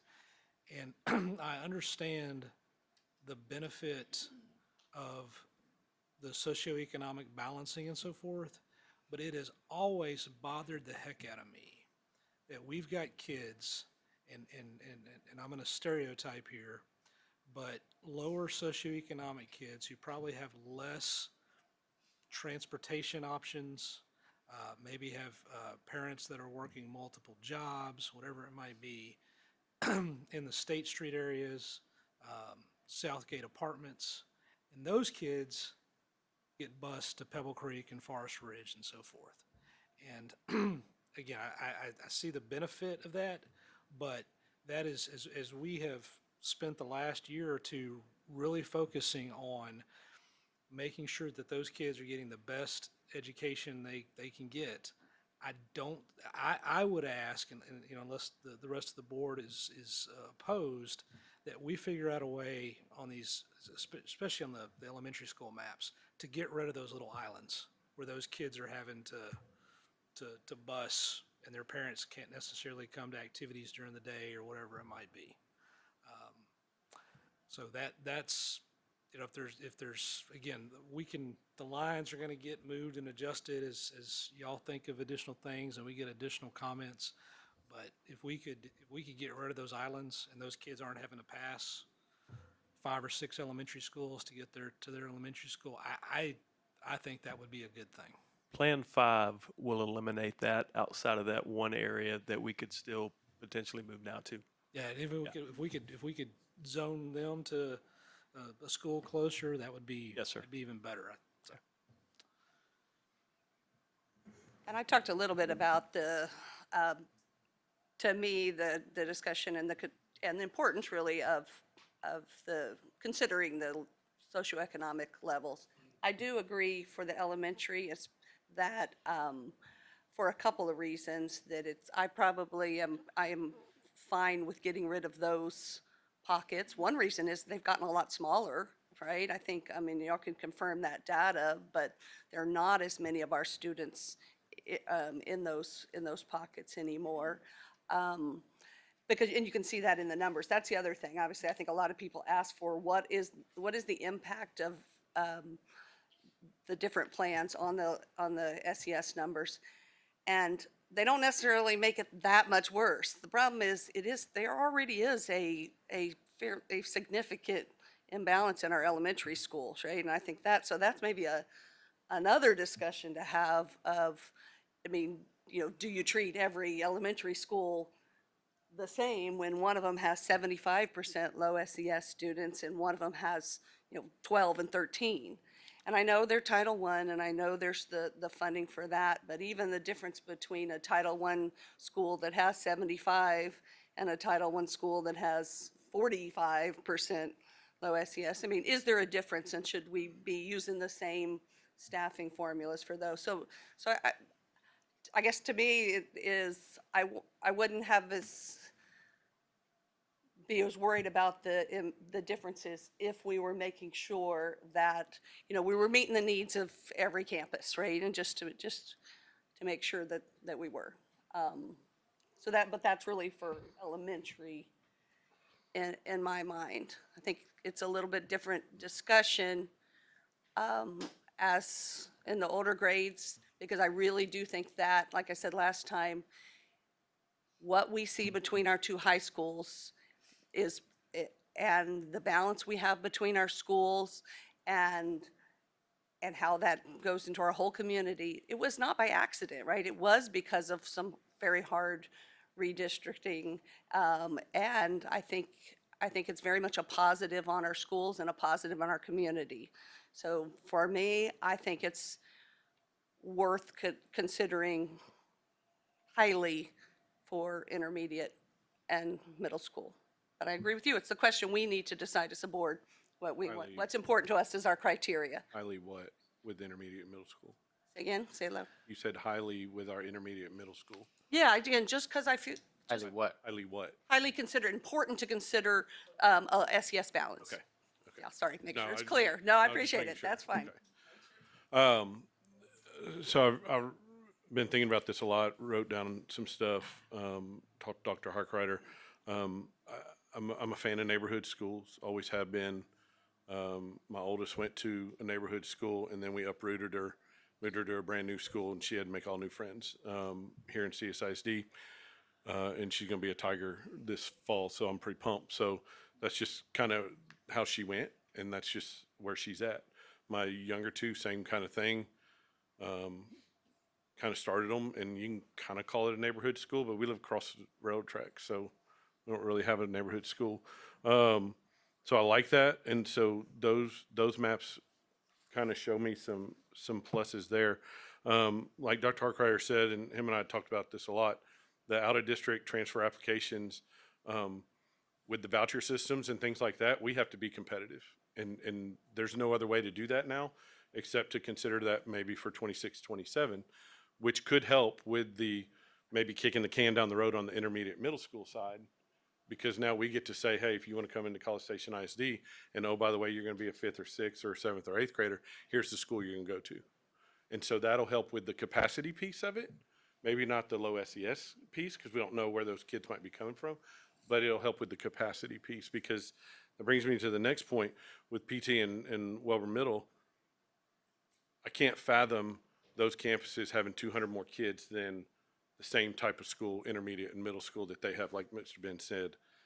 Those, not to say our staffs aren't working equally and all that, but it just puts another level of having 200 more kids on your campus. And if that's the case, and that's what we're going to do, then we're going to have to provide some support to those campuses so that they can manage that, whatever that looks like. And that's on management and what y'all got to do. The low SES, yeah, we've got to figure that out if we're going to focus on that, or if we're going to say our community is what it is. It's developed into what it is in the last 10 years, 15 years, whatever you want to call it. And if certain campuses in years past have had Title I funds because we have focused on that, and if we make changes to make them more neighborhood, and so some of those kids are not going south of town and they live midtown or north town, and they're now going to more of their neighborhood school, campus might lose their Title I funds, and that's just the nature of how this works. And I hate to say it like that, but if you don't have the kids, you don't get the funding. And so now that funding can go to these campuses where we do have an influx of kids, and now we are taking care of those campuses that have that influx of certain kids and things like that. And then the other schools can take care of themselves accordingly. It's a tough one to figure out, and it's a tough one to figure out which one we want to focus on and how to navigate that. And I get that, and that's why this is the whole discussion. It's going to go on for months. But the capacity piece where we are leveling out, I have a problem with that, because it's not right that we have campuses with that much disparity. With the high schools, yeah, they rezoned and it worked out and all that. There's a bigger piece of that. That has to do with a whole lot of just making the numbers as far as enrollment. There's some UIL pieces of that. There's extracurricular pieces of that. When we're talking about educating our kids in the younger grades, kinder and all that, it's not about extracurriculars. It's not about UIL. It's not about that. It's about right there sitting in the seat and being comfortable. And what does that look like? What do we have to do to make our kids comfortable and want to come to school? And so we have to take that into consideration, because it's a different ballgame when we have those lower kids. So, I guess we could do NIL. Do an NIL deal. Campus wants the students. Let's figure it out. I mean, yeah, so just Our to clarify, CFO grimace. Jim. Right. So anyway. So to clarify, I'm hearing you're saying that for like intermediate middle school, you think balancing out capacity probably would make sense from some of the discussions we had. I think what we have in the next year coming up where if we do have to consider the out-of-district stuff coming in, that helps with capacity pieces. As far as looking at that piece on a middle school and intermediate, I don't know how important that is right now. Even capacity. No, I address the capacity piece with the out-of-district for now. We're not at capacity on them, but when we've got 750, 800 kids, and I probably was off, well, we've got 800, and then we've got Yeah, there's 500, like 600 at at least a 250 CSMS. kid difference. Man, that just, Yeah. I get it. I get why it's happened. I don't get why we have to continue down that road. Okay. So, because we're staffing them the same as far as I know, roughly. A little bit different. We've got new staffing models, so depending on the enrollment piece, you may have an extra assistant principal. Okay. At a campus with less, middle school has a second counselor per se. Okay. Same thing potentially with the office staff. Okay.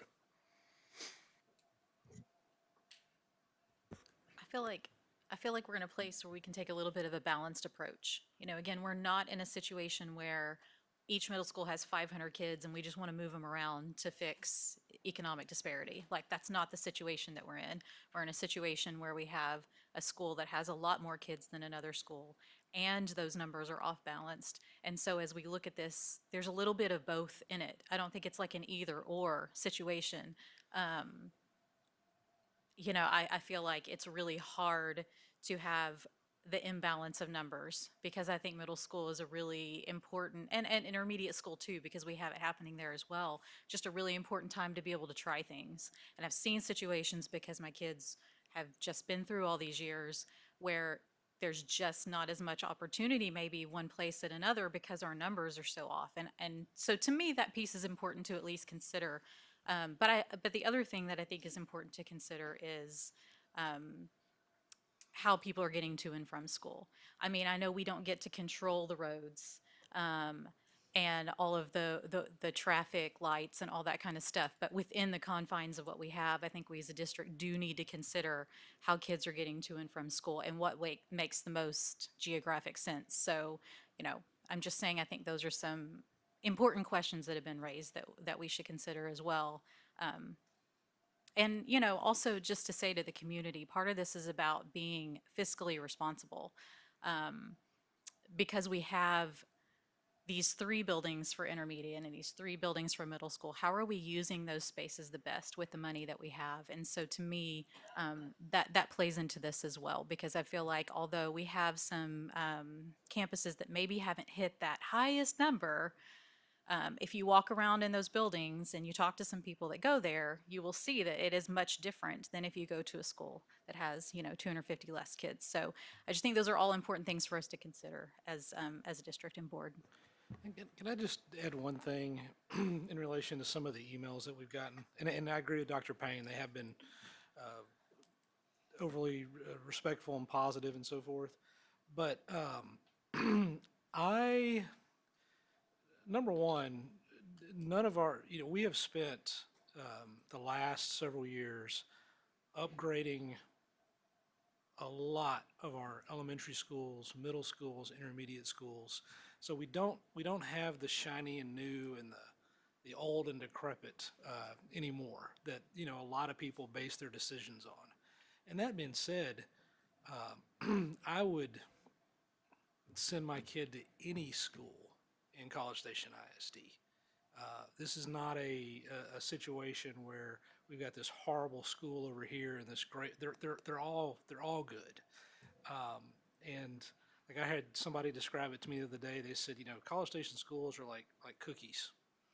You got your chocolate chip cookie, your sugar cookie, your peanut butter cookie. They're all great. They're just a little bit different. And that is absolutely the case. So, you know, it just, don't be afraid of, hey, my child may end up going to a different school than what we had planned, because all of our schools are great. That's a great point. And I didn't, just on my opinion, I didn't really say that. I mean, I do think both the comments about the capacity piece of it are important as well. I mean, I think, like, I saw your head shaking over there, that Wellburn and, I mean, they're bigger school, there are, there's just a lot of kids in those schools right now, right? You'll feel the difference. Yeah, exactly. I've heard that from people a lot as well. And I think the other side of it is, I know that like College Station Middle School struggles to get PTO people, right? I mean, there's just the support in those ways as well. So there's a lot of different ways besides the ones you've mentioned that you feel those differences are felt on those campuses. Not to mention, more traffic going to some of those schools. So lots of pieces that are important to consider. I think one question I would have that we haven't talked about yet is that how any of these plans would affect the splits to the high school. Because I know that was kind of a bit, I don't know if y'all even looked at that at all. We're not gonna split the high school. No, but like, High school boundaries. yeah, won't boundaries, change. Of the middle right, I school to understand. go to each high school. But, Like, but about feeders, feeder because it was the feeder patterns. It was kind of when that original plan happened, when there's, 3 middle schools feeding to 2 high schools, there was a lot of discussion, should it be 150% splits? Would that school in the middle get not as much attention from the 2 high schools? So, does that, I haven't looked into that. Yeah, I didn't so know that's- that was a thing, so I'm sorry. does No, that make sense? Yes, I get what you're saying. Yeah. Most of these And it- adjustments are minimal adjustments that would not affect the current high school boundaries. We can take a look and see if that's it. But the high school boundaries right now are 2 circles. And most of these adjustments are subtle adjustments that shouldn't impact that. Just which percentage, like, say for Wellburn, when it's after the changes with a plan would be made, what percentage of those students would end up going to CSHS, and what percentage of those would go to We can pull those Consol, numbers. right? Yeah, exactly. And maybe it's not big enough changes to make much of a difference, but I think it's worth looking I at. think we've got percentages of the kids that at each of those schools that go to the high school, but other than that, that's about it. Yeah, because there's not true feeder pattern. Like if our coaches go to Welborn, there's going to be kids like the scout football practice. You don't know which one of your kids are coming to you or not because there's a X percent, 40%, whatever that number is going to this high school, and you're only getting the other half. Yep. Anything else? All right, appreciate y'all doing the research on it. We'll look forward to the next one. The ringside and me adjourn. We'll see y'all at the board meeting.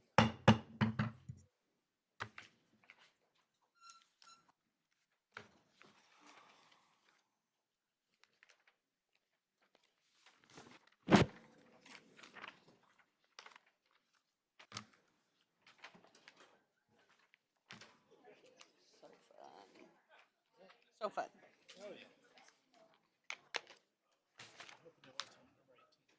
What? Yeah, hey, me too. I'm kind of, well, sorry. Although, you're saying good things. Important things. What's that? You're saying good things. You understand what I asked about? You were in the discussion about how those splits were. I don't know if anybody was around when we had those discussions, right? The whole idea was that one middle school would be kind of the stepchild middle school, right? Total. Yeah, it's not per school.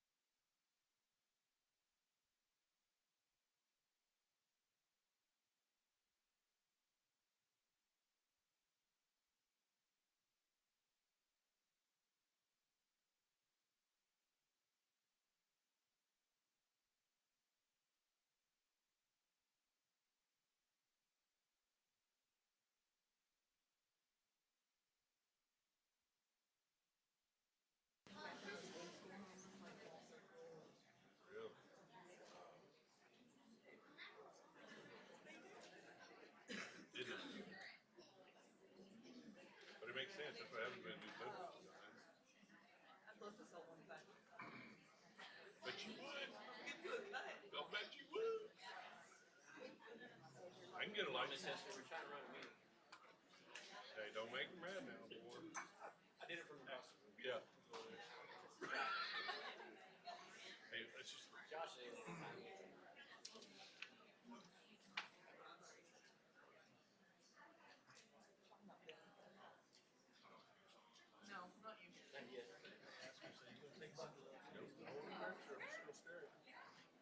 You're good.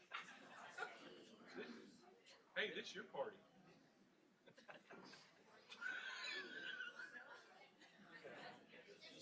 Uh-huh.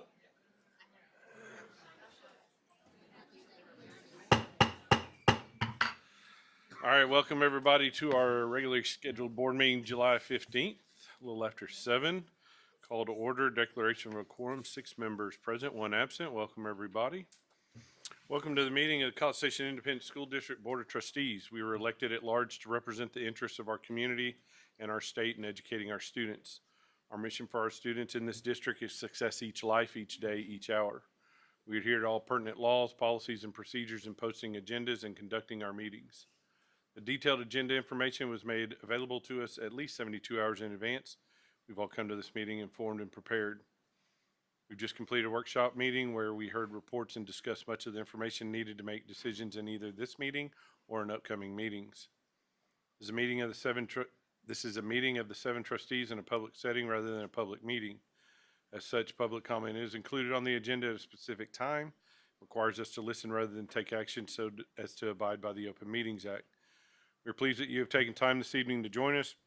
We're very proud of the school district and we thank you for your interest in and support of our students. That'll bring us to Pledge of Allegiance. I think we have some students from the extended school year.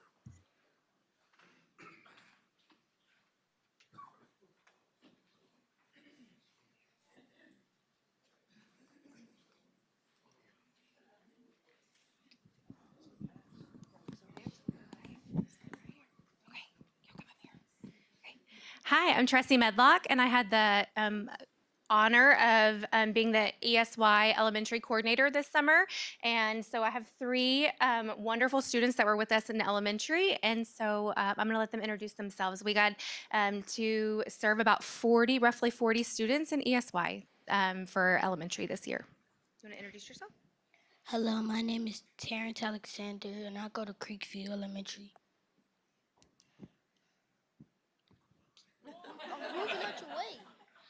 My name is Trenton Jefferson, and I go to Creekview Elementary.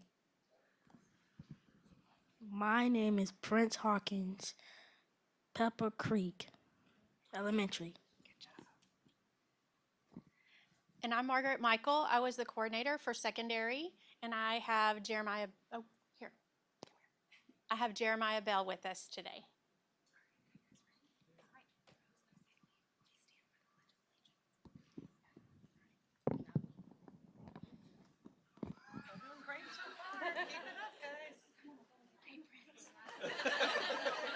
Here, okay. All right. Will you please stand for the Pledge of Allegiance?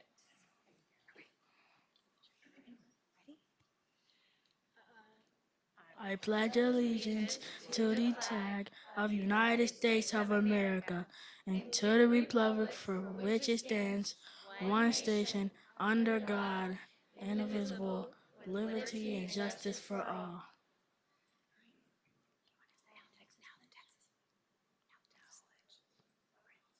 Stand for the Texas flag. It's to the Texas, they say under God, indivisible.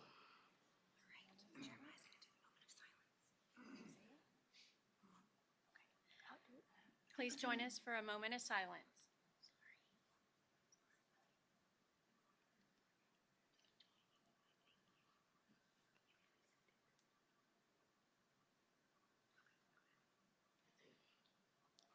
Thank you. May be seated.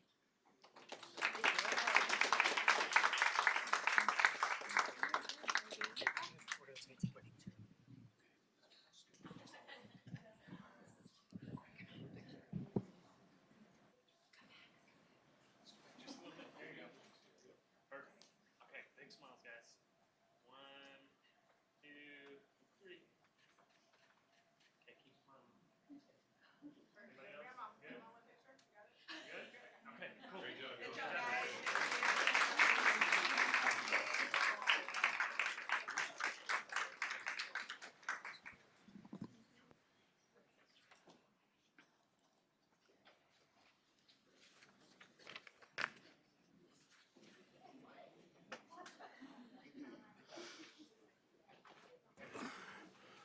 We want to recognize the artwork at the back of our boardroom from some of those kiddos from our extended school year. So a lot of American flags, ice cream cones, what everything is about summer up here. So we appreciate them sharing those with us. Brings us to item C3, recognize new staff. Ms. Goolsby. Good evening, Dr. Harkrider, Board of Trustees. I would like to introduce our new team members that are joining Teaching and Learning Department. These are positions that were posted based on retirements. These are not new positions. The first one I would like to welcome is our Director of Federal and State Programs, Jennifer Wood. Jennifer is an educator with over 20 years of experience in instruction, student assessment, and campus and district administration. She holds a bachelor's degree in Ag Econ from Texas A&M University and a master's degree in educational psychology from the University of Mary Hardin Baylor. Please welcome Jennifer Wood. Howdy. Howdy. It's so nice to be back in a town where everyone knows what that means. I'm so excited to be here. I started July 1st. I had the opportunity to shadow Patty before she retired, and that was a huge help to this position. I've met a lot of great people already in College Station ISD, so thank you for being so welcoming. I'm looking forward to serving the principals and the students and to fulfill the mission of CSISD. I'd like to recognize my daughter's here. Her name. So when I'm not at work, I'm chasing her around the volleyball court or the track or the basketball court. And then my mom, Lana Wood, she is in the pink. Shout out to her for always supporting me through this my career and for her journey this year. So thank you. I love you guys. Our next new team member is our Coordinator of Advanced Academics, Jeremy Day. Jeremy Day brings more than 26 years of educational experience in the classroom, campus, and district leadership positions. His previous roles include Advanced Academics Coordinator, District Reading, Language Arts, and Social Studies Specialist, an AP and IB teacher and coordinator. Most recently, he led the Advanced Academics program in Montgomery ISD. We welcome Jeremy Day. I went to Trinity University, so please don't hold that against me, all the Aggies in the room. My wife is here, Tiffany Day. She's my better half of, I asked her, 26 years, I think we're at. So we met when we were 15, and I was not near as nice as I am now. So for her to be with me is fantastic and support me. But anyway, on a serious note, it's been fantastic. This is day 2 for me. And I have met the best people. Like, you guys are doing something special up here in College Station. So I'm really excited. Excited to lead the Advanced Academics program and to do some great things with our students, teachers, and our parents. And my door's always open if anybody needs anything. And just thank you for the opportunity. So. Our next new team member is our Coordinator of School Improvement, Dr. Chelsea Best. Dr. Best joins us from Brenham ISD with a decade of experience in education. She has served as an elementary science teacher, digital learning specialist, and a curriculum coordinator in various districts. Dr. Best earned her bachelor degree of psychology from Angelo State University, a master's degree in educational technology from Arizona State University, and her doctorate in school leadership from the University of Massachusetts Lowell. Dr. Best, welcome.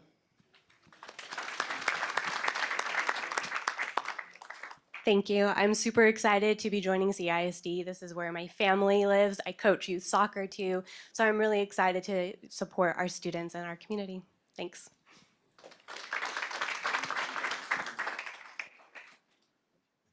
All right, welcome everybody. Thank y'all for being here. Bring us item D1. I don't know that we have any board reports. Yes, anything at all? I have one just to add. 19 years ago today, I completely outkicked my coverage and married the love of my life, who's a teacher in the school district. And where else would I rather be on the night of our anniversary than at a school board meeting? So happy anniversary, Marissa. I love you. Good for you. Yeah. We'll try to move through this for you. Okay, anything else? Dr. Harkrider, Superintendent update. Yes, sir. Just some dates. Obviously, summer has went by super quick. It's been a great summer, but They go by way too fast nowadays. July 28th through the 30th, all new teachers to CSISD will report. On July 31st, we have our summer graduation, so we'll get that information out to you. It'll be at 6 o'clock, July 31st, here in the boardroom. I believe that is a Thursday. August 1st, all staff returns to CSISD. That will be a teacher work day for them to kind of get their rooms ready and get prepared for training the next week. And then our district convocation will be at Central Church on August the 7th. All right. Item E, we don't have any for the board meeting. Item F, consent agenda items are G, I4 through 6, J1,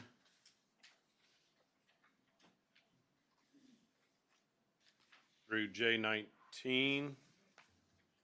That is all. Motion to approve. Second. Motion by Dr. Payne, second by Ms. Ege. Any further comments, discussion? All those in favor say aye. Aye. All those opposed? Motion carries 6-0. Brings us to item I1, consider approval of an order of election authorizing a general election to be held November 4th, 2025 for the purpose of electing CSISD Board of Trustees position 3, 4, and 5 by the qualified voters of College Station ISD, establishing early voting locations and vote centers for this election, and making provisions for conducting the election. Motion to approve as presented. Second. Motion by Dr. Payne, second by Mr. Ben. Further discussion? All those in favor say aye. Aye. All those opposed? Motion carries 6-0. I2, consider approval of an interlocal government agreement between College Station Independent School District and Brazos County related to the November 4th, 2025 general election. Move to accept as presented. Second. Motion by Mr. Ben, second by Dr. Payne. All those in favor, any further discussion? All those in favor say aye. Aye. All those opposed? Motion carries 6-0. I3, consideration, discussion, and possible action related to the formation of the district advisory committees. Mr. Dunson. Yes, sir. Really quick, one of the consent agenda items you just approved was Update 125. Those are some local policies that we discussed last month. One of those local policies is Board Policy BDF Local, which requires the district to come to the board for the formation of advisory committees that are made up primarily of district staff, parents, other community members, and or students. Board members can also be a part of these committees in less than a quorum. So we're bringing forward to you tonight. David, I just have a couple slides up here just so we can follow through. We've got 4 committees that we're bringing to you. The first one is the GT Parent Advisory Committee. This one started back in the spring. This was formed prior to this policy, but we're just bringing it to your attention. It will continue into the fall and into the spring. These folks have already been members of this committee. They've already met several times in the spring, and they'll continue through the spring and then reform back in the fall of next year. The Emergent Bilingual Family Advisory Committee. This will be for emergent bilingual families, dual language families.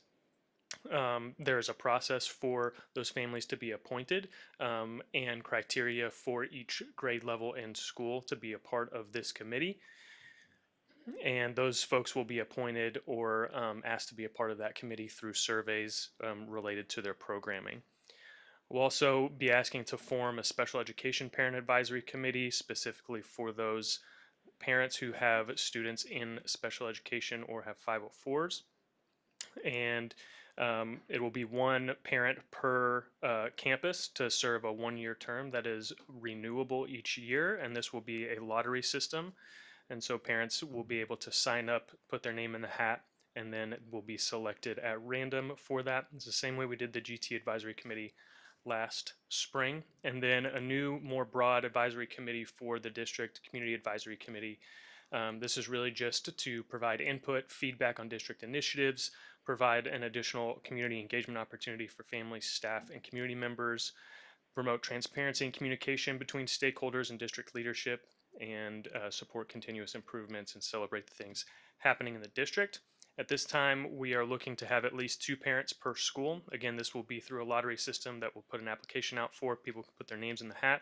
We would like staff members from each campus to be elected or appointed, similar to how we do it for DEIC. And at least 5 community members. This can be business owners. This could be faith-based leaders. This could also be parents who weren't a part of the lottery system for their school. And any questions about committees? Sorry, I went through that pretty quickly. Yeah, but you go ahead. did. Well, I'm happy to see some of these forming. I mean, we've always said we want to hear from our parents and involve them, but also the rest of our community too. And a couple of those have staff on them, Sure. which is great.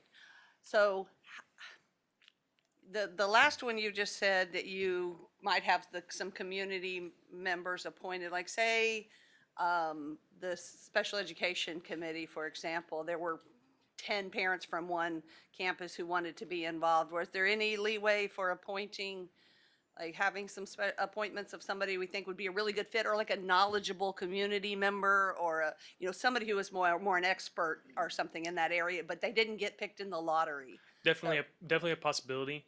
We did experience that with our GT advisory committee, where we had some parents who also may be subject matter experts in that field, and that's going to be up to the district facilitator to appoint some of those community members to bring that perspective. Yes, ma'am. And then one just specific thing with the emergent bilingual, like again, we're just kind of seeing this, right? The dual language campuses, would it be for the dual language parents involved in this, or is it really more the emergent bilingual side of that? What is the purpose kind of the?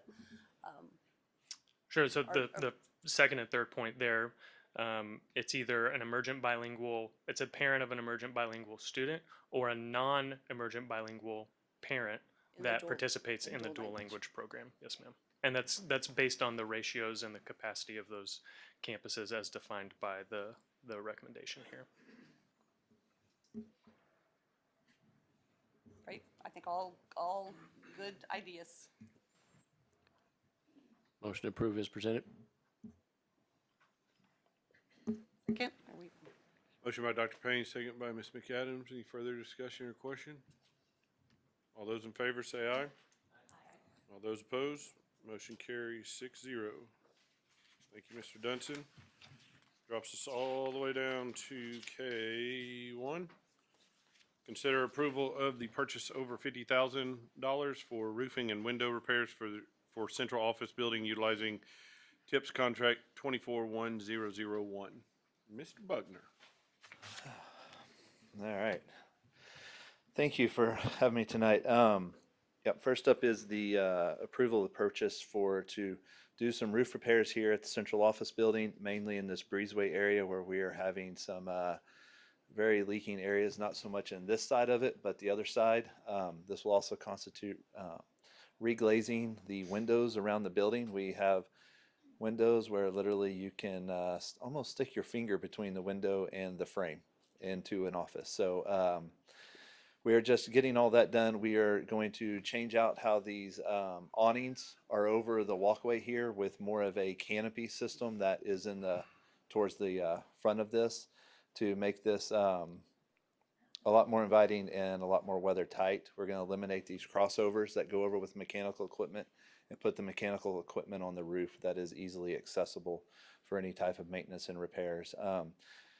Armco helped us with this, our district consultant for roofing and building envelopes, and created the plans for this project, and we reached out to multiple entities through various purchasing cooperatives of roofing companies that are highly rated and everything, and we got responses back from them, weighed their responses, and from that, CR Systems was our best value contractor for this project.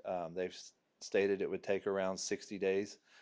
Of course, weather pending, it has not been the best or even a good summer for work on the outside of buildings, but that is where we are this summer. And this amount is in the amount of $569,700 and does include a contingency amount of $48,000 just in case anything arises that we were not aware of. Speaking of the weather, I believe it was Mr. Simak couple months ago who said, you know, with all our bond projects, as long as it doesn't rain, does that ring a bell, Mr. Hor? Okay, just check it. Yeah, all right. Yeah. So I'm not turning around, by the way. Motion to approve as presented. Second. Motion by Dr. Payne, second by Miss Wilson. That's awesome. Only thing I want to make sure is brought out, this is funded through 23 bond Yes, funds. sorry, I forgot to mention You're that. good. It Just it wanted is to make funded sure. through the 2023 bond Okay. under the deferred maintenance. Can I actually, and I don't know if we can get into much discussion of, but part of that bond was, it was a little bit open on this building and Central, right, on whether we would spend some money to more, not just repair, but maybe I need a reminder of what was some of the discussion, or even get a new facility, right? So where are we on? Money earmarked for a new central office, and then as well as money to spend here, depending on how you wanted to. I believe it was $31.5 million. And so at our discretion of how that money is going to be spent, I plan on having discussions with you later this fall, reconvene the long-term planning committee next spring to have a discussion. There is currently no, the way the bond was worded, we were trying to find a building in College Station. We've had zero luck. We've tried to buy 2 different properties, no go on either one, and we didn't like the third one we looked at. So we're at a position right now, we have the funds, we have the property, we legally can build a new administration building. But we want to visit with the long-term planning committee, to that group. They're the ones that earmark the money for a new admin, to let them know kind of the dilemma we're in and what our plans are. And then we are working behind the scenes now on the planning and programming for that facility, and that we would bring you guys for action next spring. Yep. Appreciate it. But in either situation, the plan would be to continue to have and use this facility, so investing in it would make sense. Correct. It would be utilized more than likely if we can get programming to get most all of our folks out of here into a new building. This more than likely would turn into our new alternative school and move that out of College View and have that facility here and those kids over here and staff here, and then whatever else we wanted to come up with. So yeah, the building would definitely be utilized. Any other questions? All those in favor say aye. All those opposed? Motion carries 6-0. Brings us to K2, consider approval of the purchase over $50,000 for sanitary sewer line repairs at Consolidated. Mr. Buckner. Yeah, so we have had constant issues with sanitary line backing up in the main office area at A&M Consolidated High School. We brought in Ed Phillips Plumbing to start this project, and as they got into it, after they cut through the slab and tunneled down into where the sanitary sewer line was, they found another issue with it, and that is that building, that line is gravity fed back towards the building instead of away from the building. So this has doubled the amount of work that they needed to do in regards to that. So now we will have to tunnel from outside the building underneath back into the building and get that line to where it connects outside, and then we have more of a gravity flow away from the building like it should be. Originally, this project was at $40,170.12, and now with this added work that was determined once they got underneath the building, it's an increase of $38,373.88, which will now take that project, and including an extra $10,000 for contingency just in case something else pops up, which if nothing does, then of course that money does come back to the district, that $10,000. But now that project is $88,544, and we're going to use the 23 deferred maintenance, 23 bond with deferred maintenance funds for that as well. Motion to approve is presented. Second. Motion by Dr. Payne, second by Ms. McAdams. Further questions, discussion? I just need to recuse myself as Ed Phillips as a client. Okay. All those in favor, say aye. Aye. All those opposed? And one abstain. Motion carries 5-0. That'll bring us to item L, executive session. See y'all when we get back. Summer's almost over. Next time we see y'all, we'll be in another board meeting if you're not here when we get out. So appreciate y'all. Hope y'all have had a fantastic summer.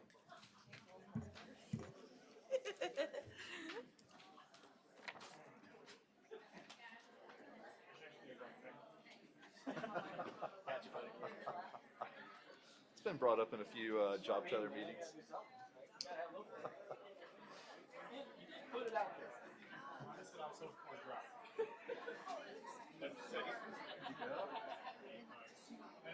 Thank you there, Mr. Hart. Not very smart. What? I heard not very smart. Throw it out there, right?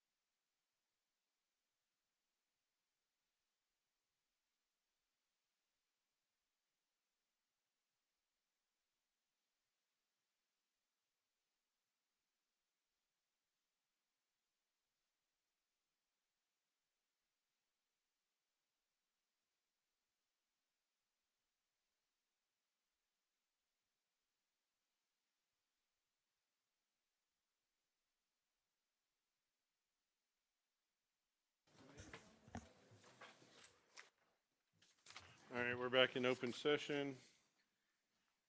Go ahead. I move to accept the recommendation of the superintendent of schools and the school district's attorney, and to direct the superintendent and the school district's attorney to proceed as discussed in closed session in the matter styled TEA docket number 701-28-18935. A motion by Ms. Iggy, a second by Mr. Benny. Further discussion or question? All those in favor say aye. Aye. All those opposed? Motion carries 6-0. That'll bring us to adjourn.